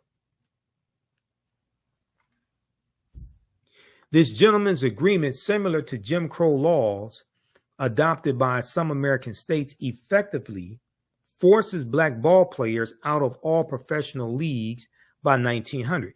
It's the same thing they did with horse racing. We dominated horse racing, won the Kentucky Derbies, won all the major races. The first Kentucky Derby ran in 1875. Oliver Lewis was a 19-year-old former slave. He won that, okay? But we were forced out of horse racing. There was an organized effort by jealous white men who were jealous of the type of money we were making to force us out of horse racing. 1896 U.S. Supreme Court case, Plessy versus Ferguson, rules that segregation by law is legal and advances the notion of separate but equal. This kind of segregation is known as de jure segregation, by law segregation. But in examining images of segregated water fountains, job advertisements that excluded African-American applicants, and even soda machines that prevented African-Americans from making purchases, this notion of quote-unquote equal access and opportunity is proven to be false. Okay, so read the rest of this here. Then they go into the beginning of the Great Migration and World War I, and U.S. involvement in World War I starting in 1917. The history of baseball and civil rights in America.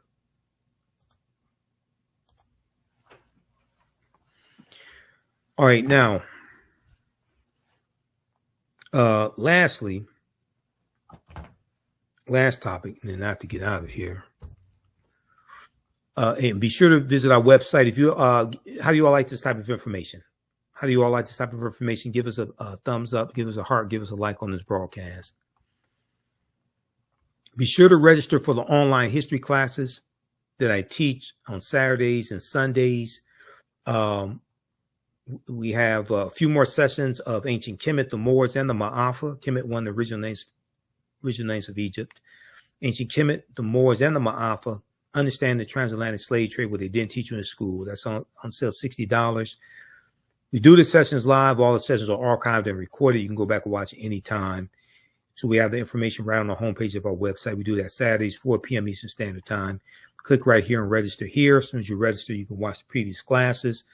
Join us in our next class session. Download the class lesson plan here. My new class that starts up Saturday, June 23rd, 4 p.m. Eastern Standard Time. Black resistance movements, Haitian Revolution, U.S. Civil War, Civil Rights Movement, Black Power Movement, 1800 to 1968. That's on sale, $80. Click right here to register for that. There's bonus content that you can start watching immediately. And you also get the last two sessions. You'll get the last two sessions of the ancient understanding the transatlantic slave trade. You get that also. Okay. We have a bundle pack where you can register for both full courses as well. That bundle pack is on sale, $120. Okay. And even after the course is over with, you can go back and watch the entire class.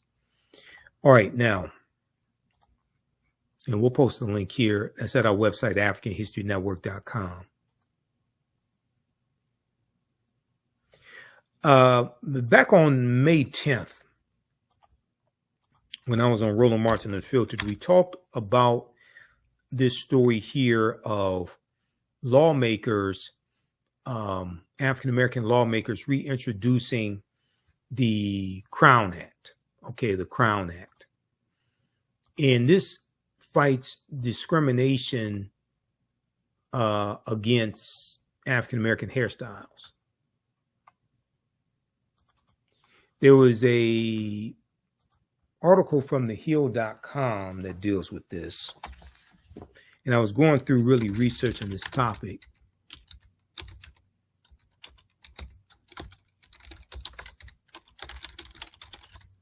But we'll see how far I can get with this.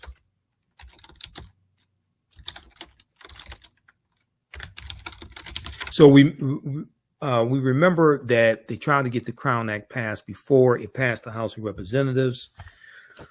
Mostly Republicans voted against it.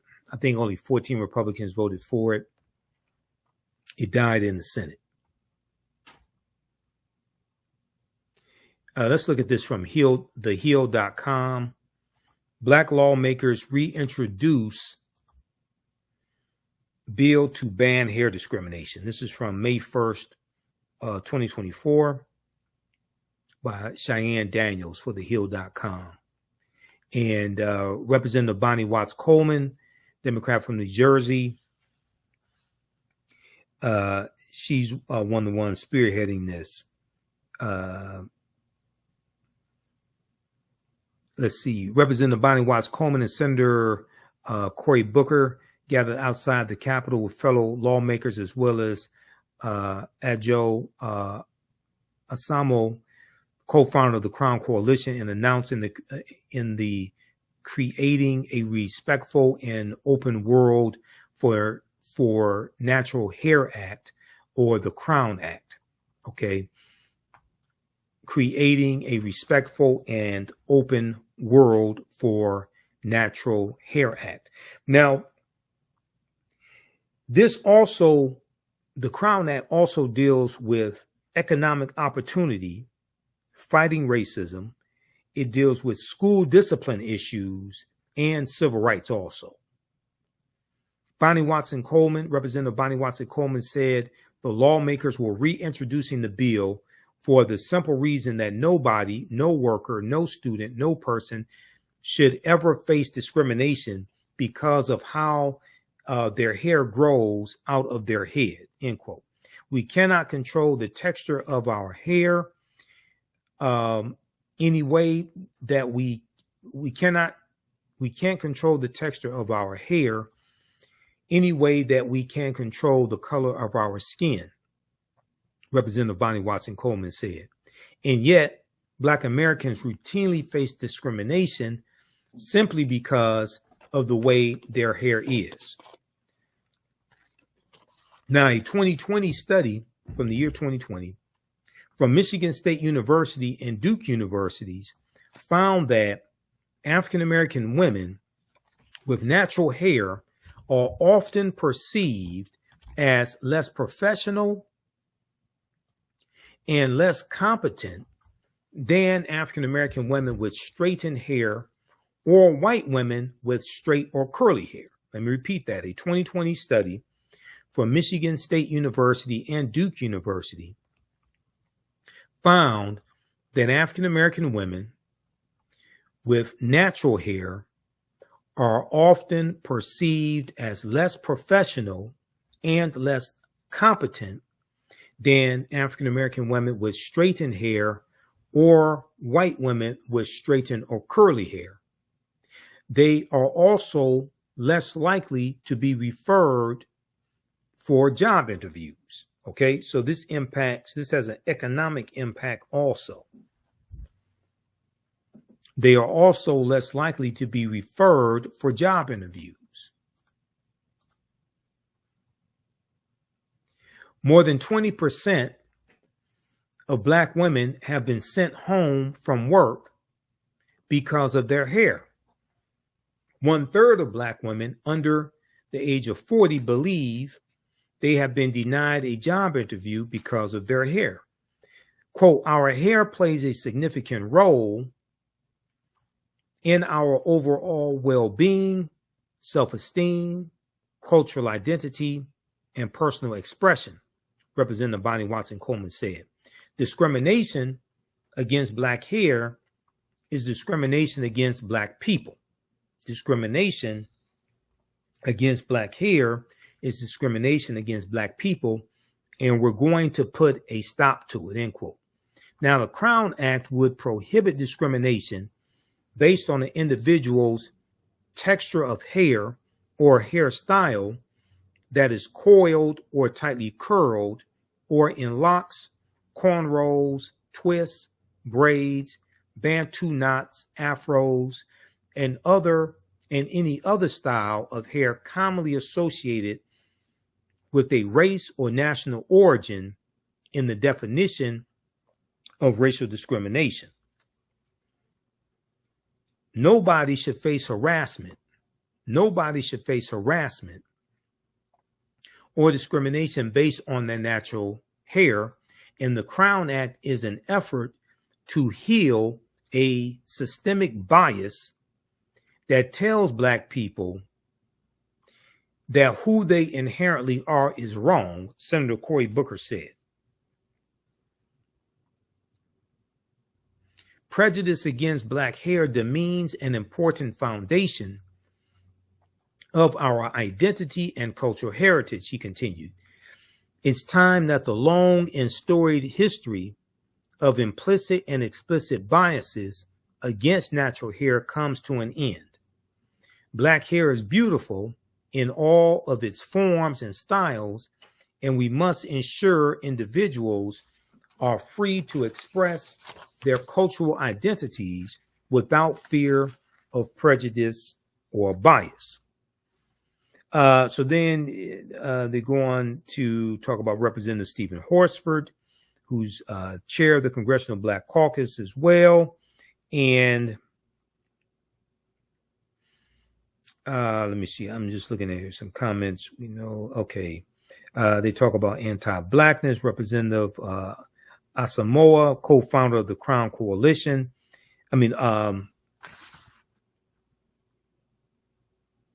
Adoja B. Asamoah, co-founder of the Crown Coalition. Yeah, Representative Asamoah. Let's see. Let's look at this comment here. They talk about Daryl George, the African-American male Texas student who was suspended from school because of the length of his locks. Representative Asamoah, co-founder of the Crown Coalition said that hair discrimination is based on Eurocentric beauty standards and as such is anti-black.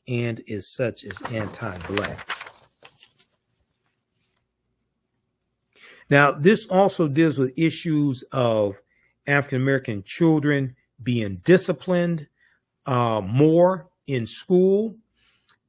On page 3 of this article, while black students are disciplined at a rate 4 times higher than any other racial or ethnic group, research has found that 70%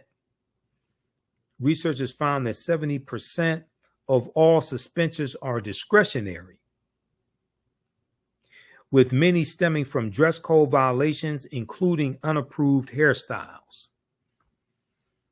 Okay, that's what this talks about right here. Black students are disciplined at a rate 4 times higher than any other racial or ethnic group. So this deals with school discipline. This deals with economic opportunities. This is wide ranging. This Crown Act in hair discrimination is wide ranging, the negative impact that it has on African Americans. Now, the Federal Crown Act would provide research, statistics, and precedent to support that there is a need to define and prohibit hair discrimination in the workplace and in schools in order to enforce the protection of civil rights, in order to enforce the protection of civil rights. It would also provide clear definitions that describe enforcement mechanisms of the bill. Now, Representative Ayanna Pressley, Democrat from Massachusetts, emphasized that the Crown Act is also a public health act due to the health issues that African American women face from chemicals applied to their hair in order to assimilate.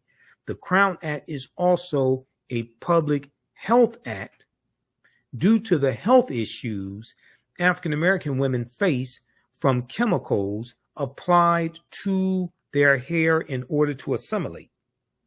But she added, it's also about sending a message to Black Americans everywhere that they belong.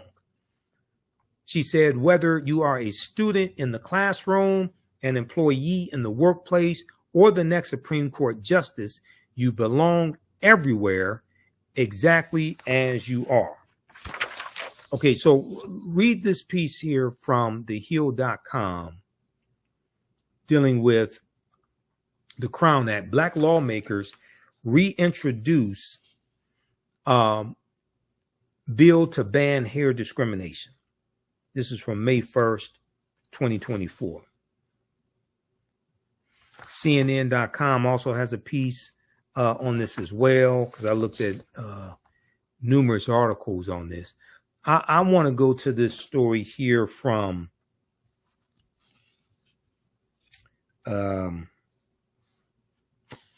let's look at the one from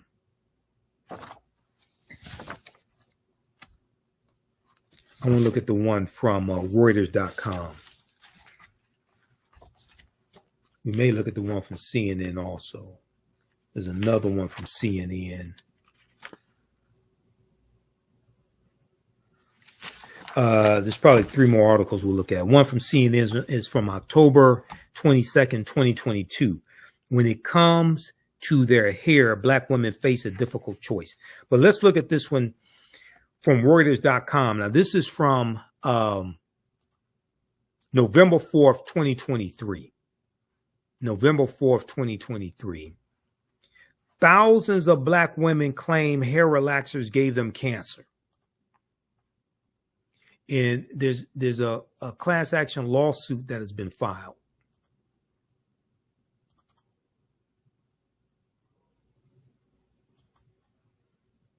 Let's pull this one up.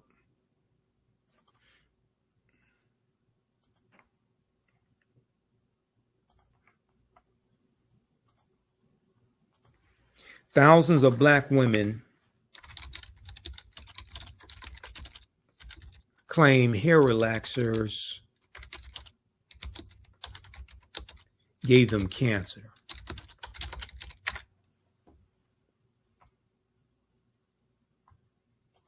This is from Reuters.com. So they talk about Sheila Bush, who's a cosmetologist. And let me pull up this article. It says she was lounging in the recliner at her St. Louis area home last winter in 2022 when an advertisement from a law firm flashed up on her television screen, urging viewers to call a toll-free number if they or a loved one had used hair relaxers and been diagnosed with uterine cancer. Okay? Hair relaxers, had used hair relaxers and had been diagnosed with uterine cancer. And I saw here in Detroit, I saw commercials from attorneys about this also.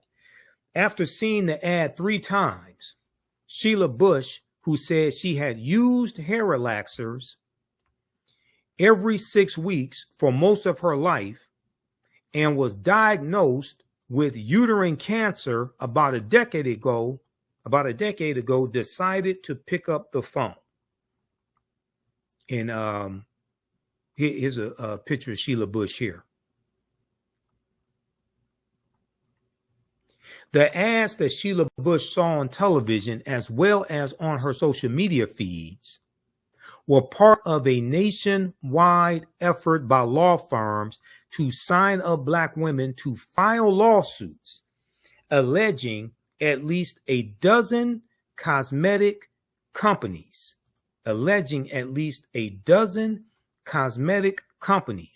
including L'Oreal and Revlon, sold hair relaxers containing chemicals that increased the risk of developing uterine cancer and failed to warn customers.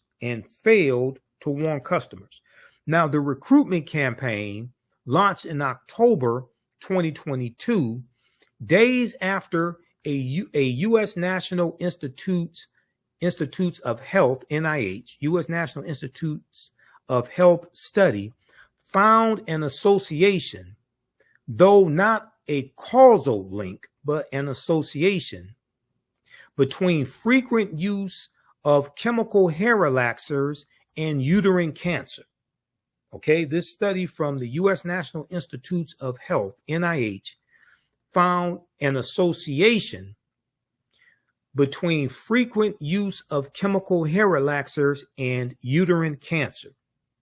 Hair straighteners such as L'Oreal's Dark and Lovely, which we've seen advertised in the African American community for decades, Dark and Lovely, and Revlon's Cream of Nature are marketed overwhelmingly to women of color, according to the lawsuits, especially African American women. Some of the ads show black women applying hair products before cutting to a summary of the National Institutes of Health studies findings. Now, L'Oreal and Revlon told Reuters their products are subject to rigorous safety reviews.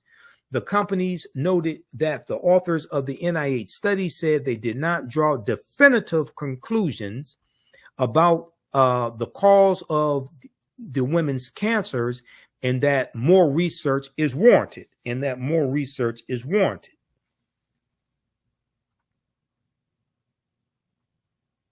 Okay, so they have the statement here. We do not believe the science supports a link between chemical hair straighteners or relaxers and cancer, Revlon said. L'Oreal added that it is committed to offering the best products, quote, for all skin and hair types, all genders, blah, blah, blah, etc.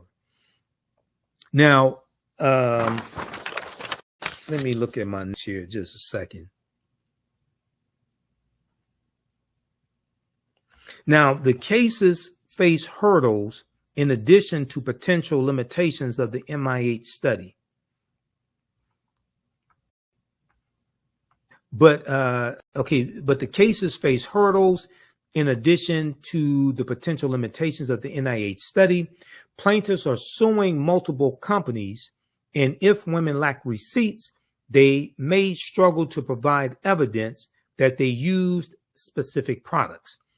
Attorney Benjamin Crump, who represented the family of George Floyd, and another lawyer, Deandra Fu DeBrose Zimmerman, filed the first hair relaxer lawsuit on behalf of a Missouri woman named Jenny Mitchell shortly after the NIH study was published. Since then, more than 7,000 similar lawsuits have been filed by many plaintiffs' lawyers.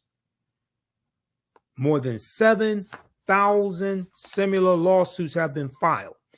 The cases have been consolidated in a Chicago federal court as part of a multi-district litigation proceeding, a procedure designed to more efficiently manage lawsuits filed in multiple jurisdictions.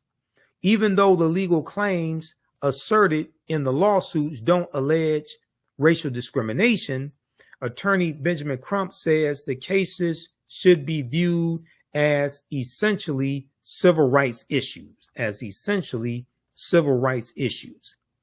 For Black women, quote, it's projected on them that they have to live up to some kind of European standard of beauty. Attorney Benjamin Crump, who represents plaintiffs in high-profile racial discrimination cases and is a regular on cable news, said in an interview. Now, Sheila Bush is now 69 years old.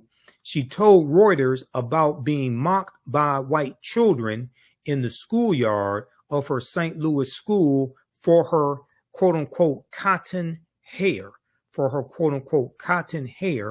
a common derogatory term used for Black hair texture.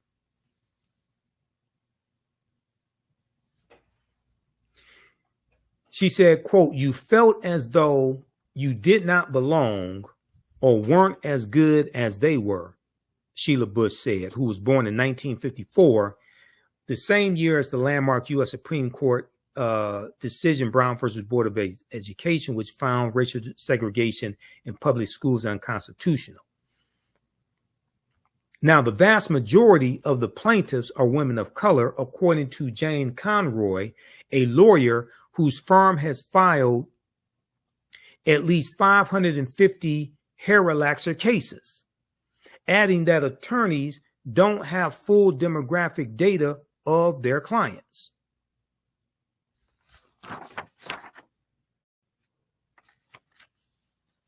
Now, the cases come at a time when Black people are increasingly embracing natural hairstyles. At least 23 states have passed legislation aimed at protecting people from hair discrimination in the workplace and public schools. The U.S. House of Representatives passed similar legislation in 2022 that stalled in the Senate. That was the Crown Act. Women are taking... Now, uterine cancer is the most common form of female reproductive system cancer and rising in the U.S., especially among African-American women, according to the National Institutes of Health, the NIH. The American Cancer Society estimates there will be about 66,000 new cases of uterine cancer diagnosed this year in the United States, less than a quarter of the number of 297,790 new cases of invasive breast cancer and more than 3 times the 19,710 cases of ovarian cancer. The NIH study of more than 33,000 women found that those who reported using hair straightener products more than 4 times in the previous year were more than twice as likely to develop uterine cancer as those who did not. Let me repeat this. the NIH study of more than 33,000 women found that those who reported using hair straightening products more than 4 times in the previous year were more than twice as likely to develop uterine cancer as those who did not. A total of 378 women in the study developed uterine cancer. Black women used the products more frequently than others, the study found. African American women used the products more frequently than any other group of women the study found.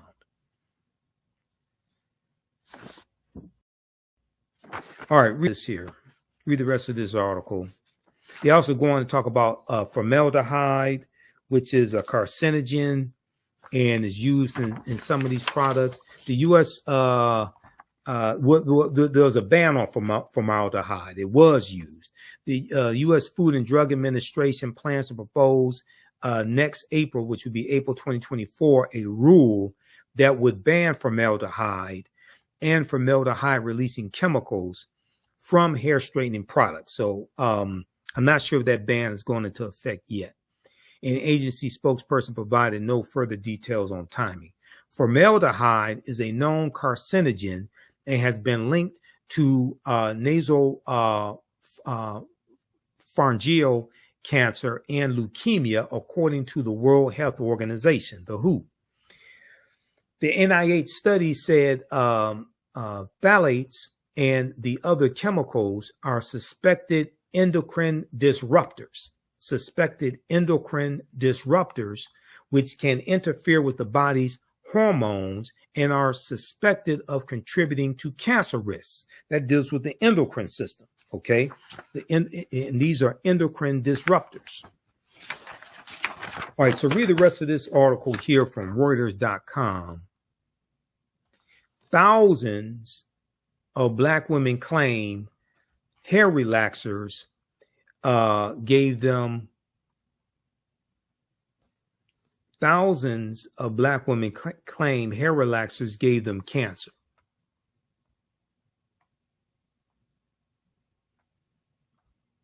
Okay, so check out that article here from Reuters.com. Then there was one from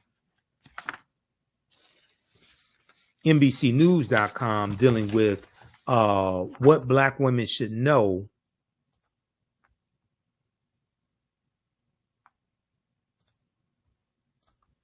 about hair relaxers and their health. Okay, let's look at this quickly here. So I went through and read all these articles, but I don't have time to get through all the information here.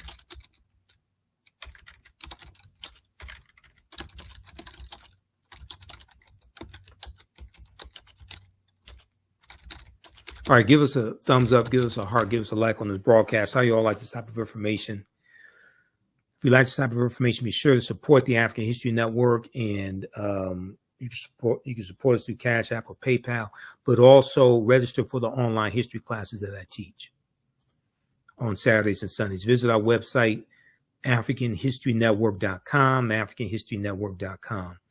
What Black women should know about hair relaxers and their health. This is from October 18th, 2023, from NBCnews.com by Claretta Bellamy. Doctors explain why relaxers can be so harmful and what can people do if they think their hair straightening regimen has contributed to poor health. So they talk about another study here. I think they talk about 2 studies. And they talk about research from Boston University.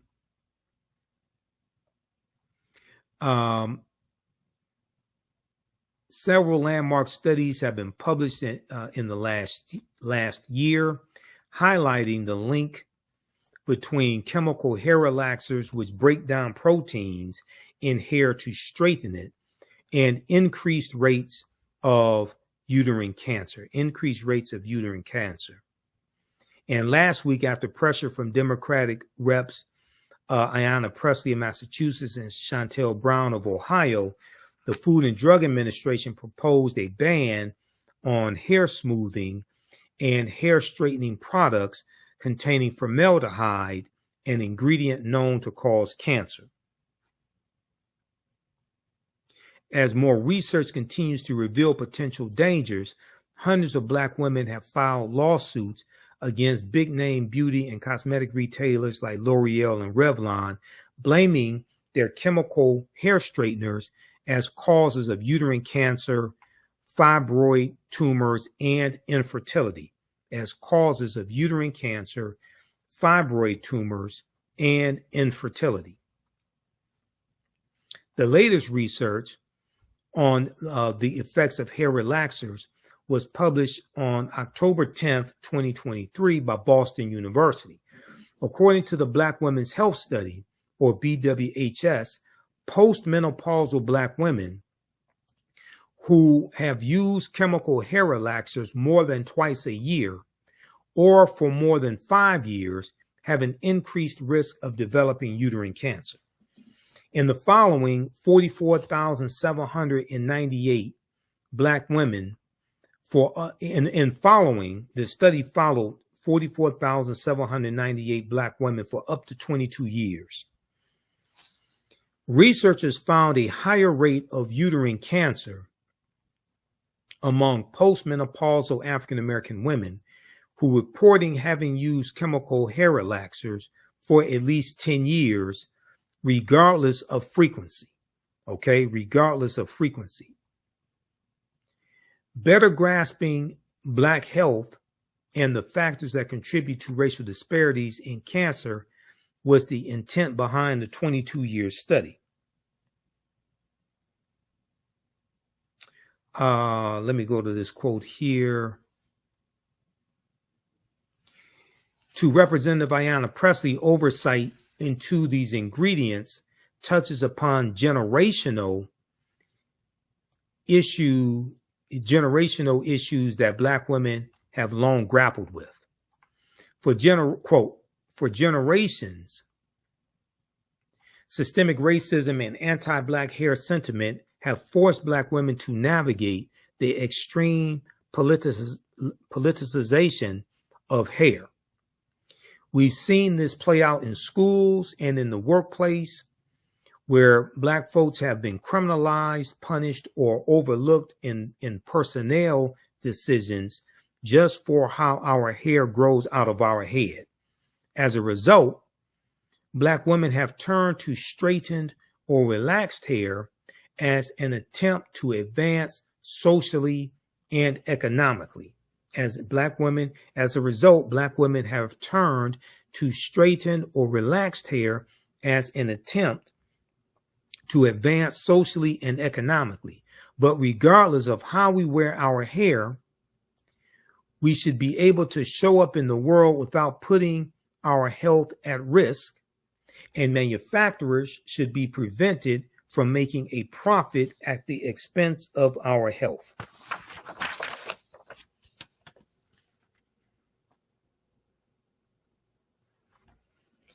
Okay, so it goes on to talk about what has the research said about chemical hair relaxers and women's health so far. Several studies have found that chemical hair straighteners have harmful effects on the body. They talk about the study from the National Institutes of Health. And then they go on, let's see. Why are hair relaxers so harmful? Why are hair relaxers so harmful? Chemical hair relaxers can contain endocrine disrupting chemicals. Here we are again talking about the endocrine system. Endocrine disrupting chemicals, which can disrupt the functions of the endocrine system, which include the thyroid, ovaries, pancreas, and adrenal glands. They can also affect hormonal levels. These chemicals include phthalates and parabens, which can be found in hair relaxers. People can be exposed to them by absorption through the skin or inhaling them in the air. Absorption through the skin or inhaling them in the air.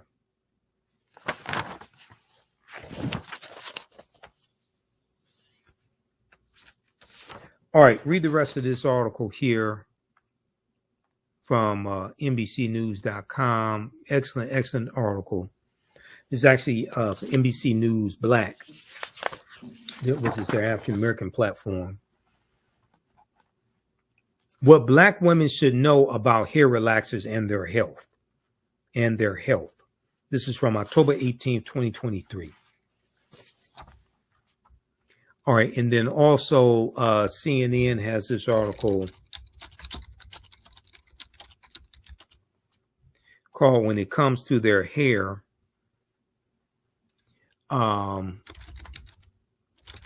Black Women Face a Difficult Choice."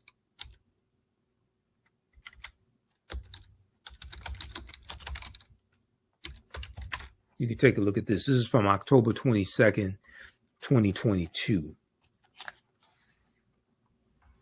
Another excellent article on this topic. And this deals with the effects of racism. Racism is a system of advantage and privilege distributed based upon race, which comes out of the ideology of European white supremacy. This deals with understanding racism and how it manifests itself and how it affects the health of African-American women and what things that hurt African-American women hurt us in general. Hurt the African-American family in general. How it impacts us economically, hair discrimination, discipline of African-American students in school, all of this. When it comes to their hair, Black women face a difficult choice. This is from CNN.com, October 22nd, 2022, by Faith Karimi.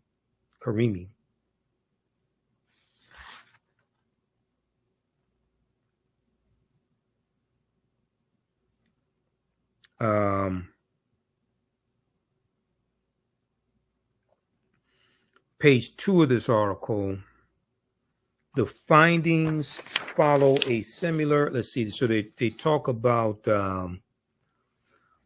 some Black women say they feel social and economic pressure to straighten their hair.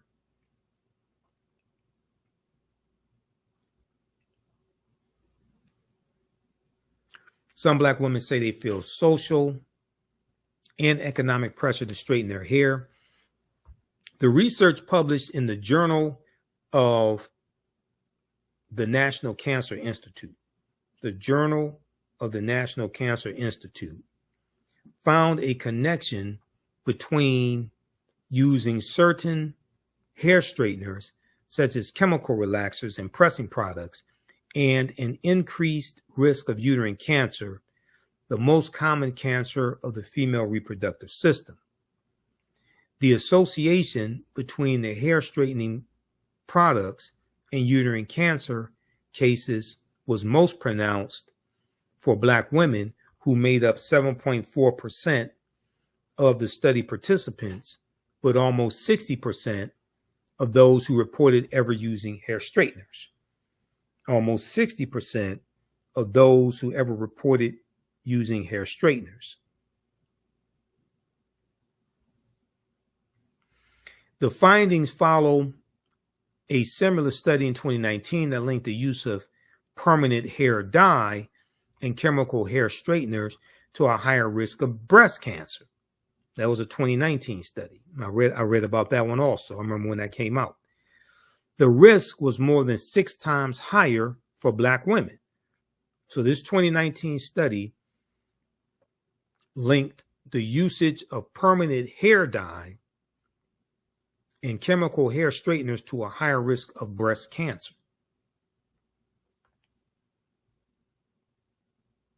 Experts say several factors lead women to use hair straightening products, including Eurocentric standards of beauty and a desire for versatility in changing hairstyles and self-expression. All right, read the rest of this article also. Another excellent article on this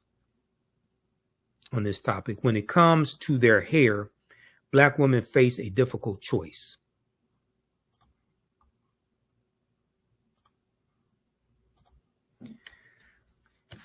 All right, look, we're going to get out of here. Hey, if you'd like this type of information, support the African History Network, $ the TheAHNShow through Cash App. How'd you all like this show today? How'd you like this type of information? Give us a thumbs up, give us a heart, give us a like on the broadcast. Be sure to register for the online classes that I teach. Visit our website, AfricanHistoryNetwork.com. AfricanHistoryNetwork.com. We have the information there. As soon as you register, you can start watching the content. Join us in our next class. And be sure to support us through PayPal or Cash App. So we definitely need your support. This helps us keep doing the research, pay for these services that I use, pay for the subscriptions to all these news outlets. This helps us continue to do the research, finance the show, etc. Because we don't do this for the money, but it sure as hell takes money to do this. All right, that's going to do it for us. Follow us on our Facebook fan page, The African History Network, our YouTube channel, Michael Imhotep, IMHOTEP, Michael Imhotep on Instagram. And we have our social media platforms, our handles at the top of our website. Remember, right now is corrects wrong behavior. It's not over till we win. Wakanda forever. We'll talk to you next time. Peace.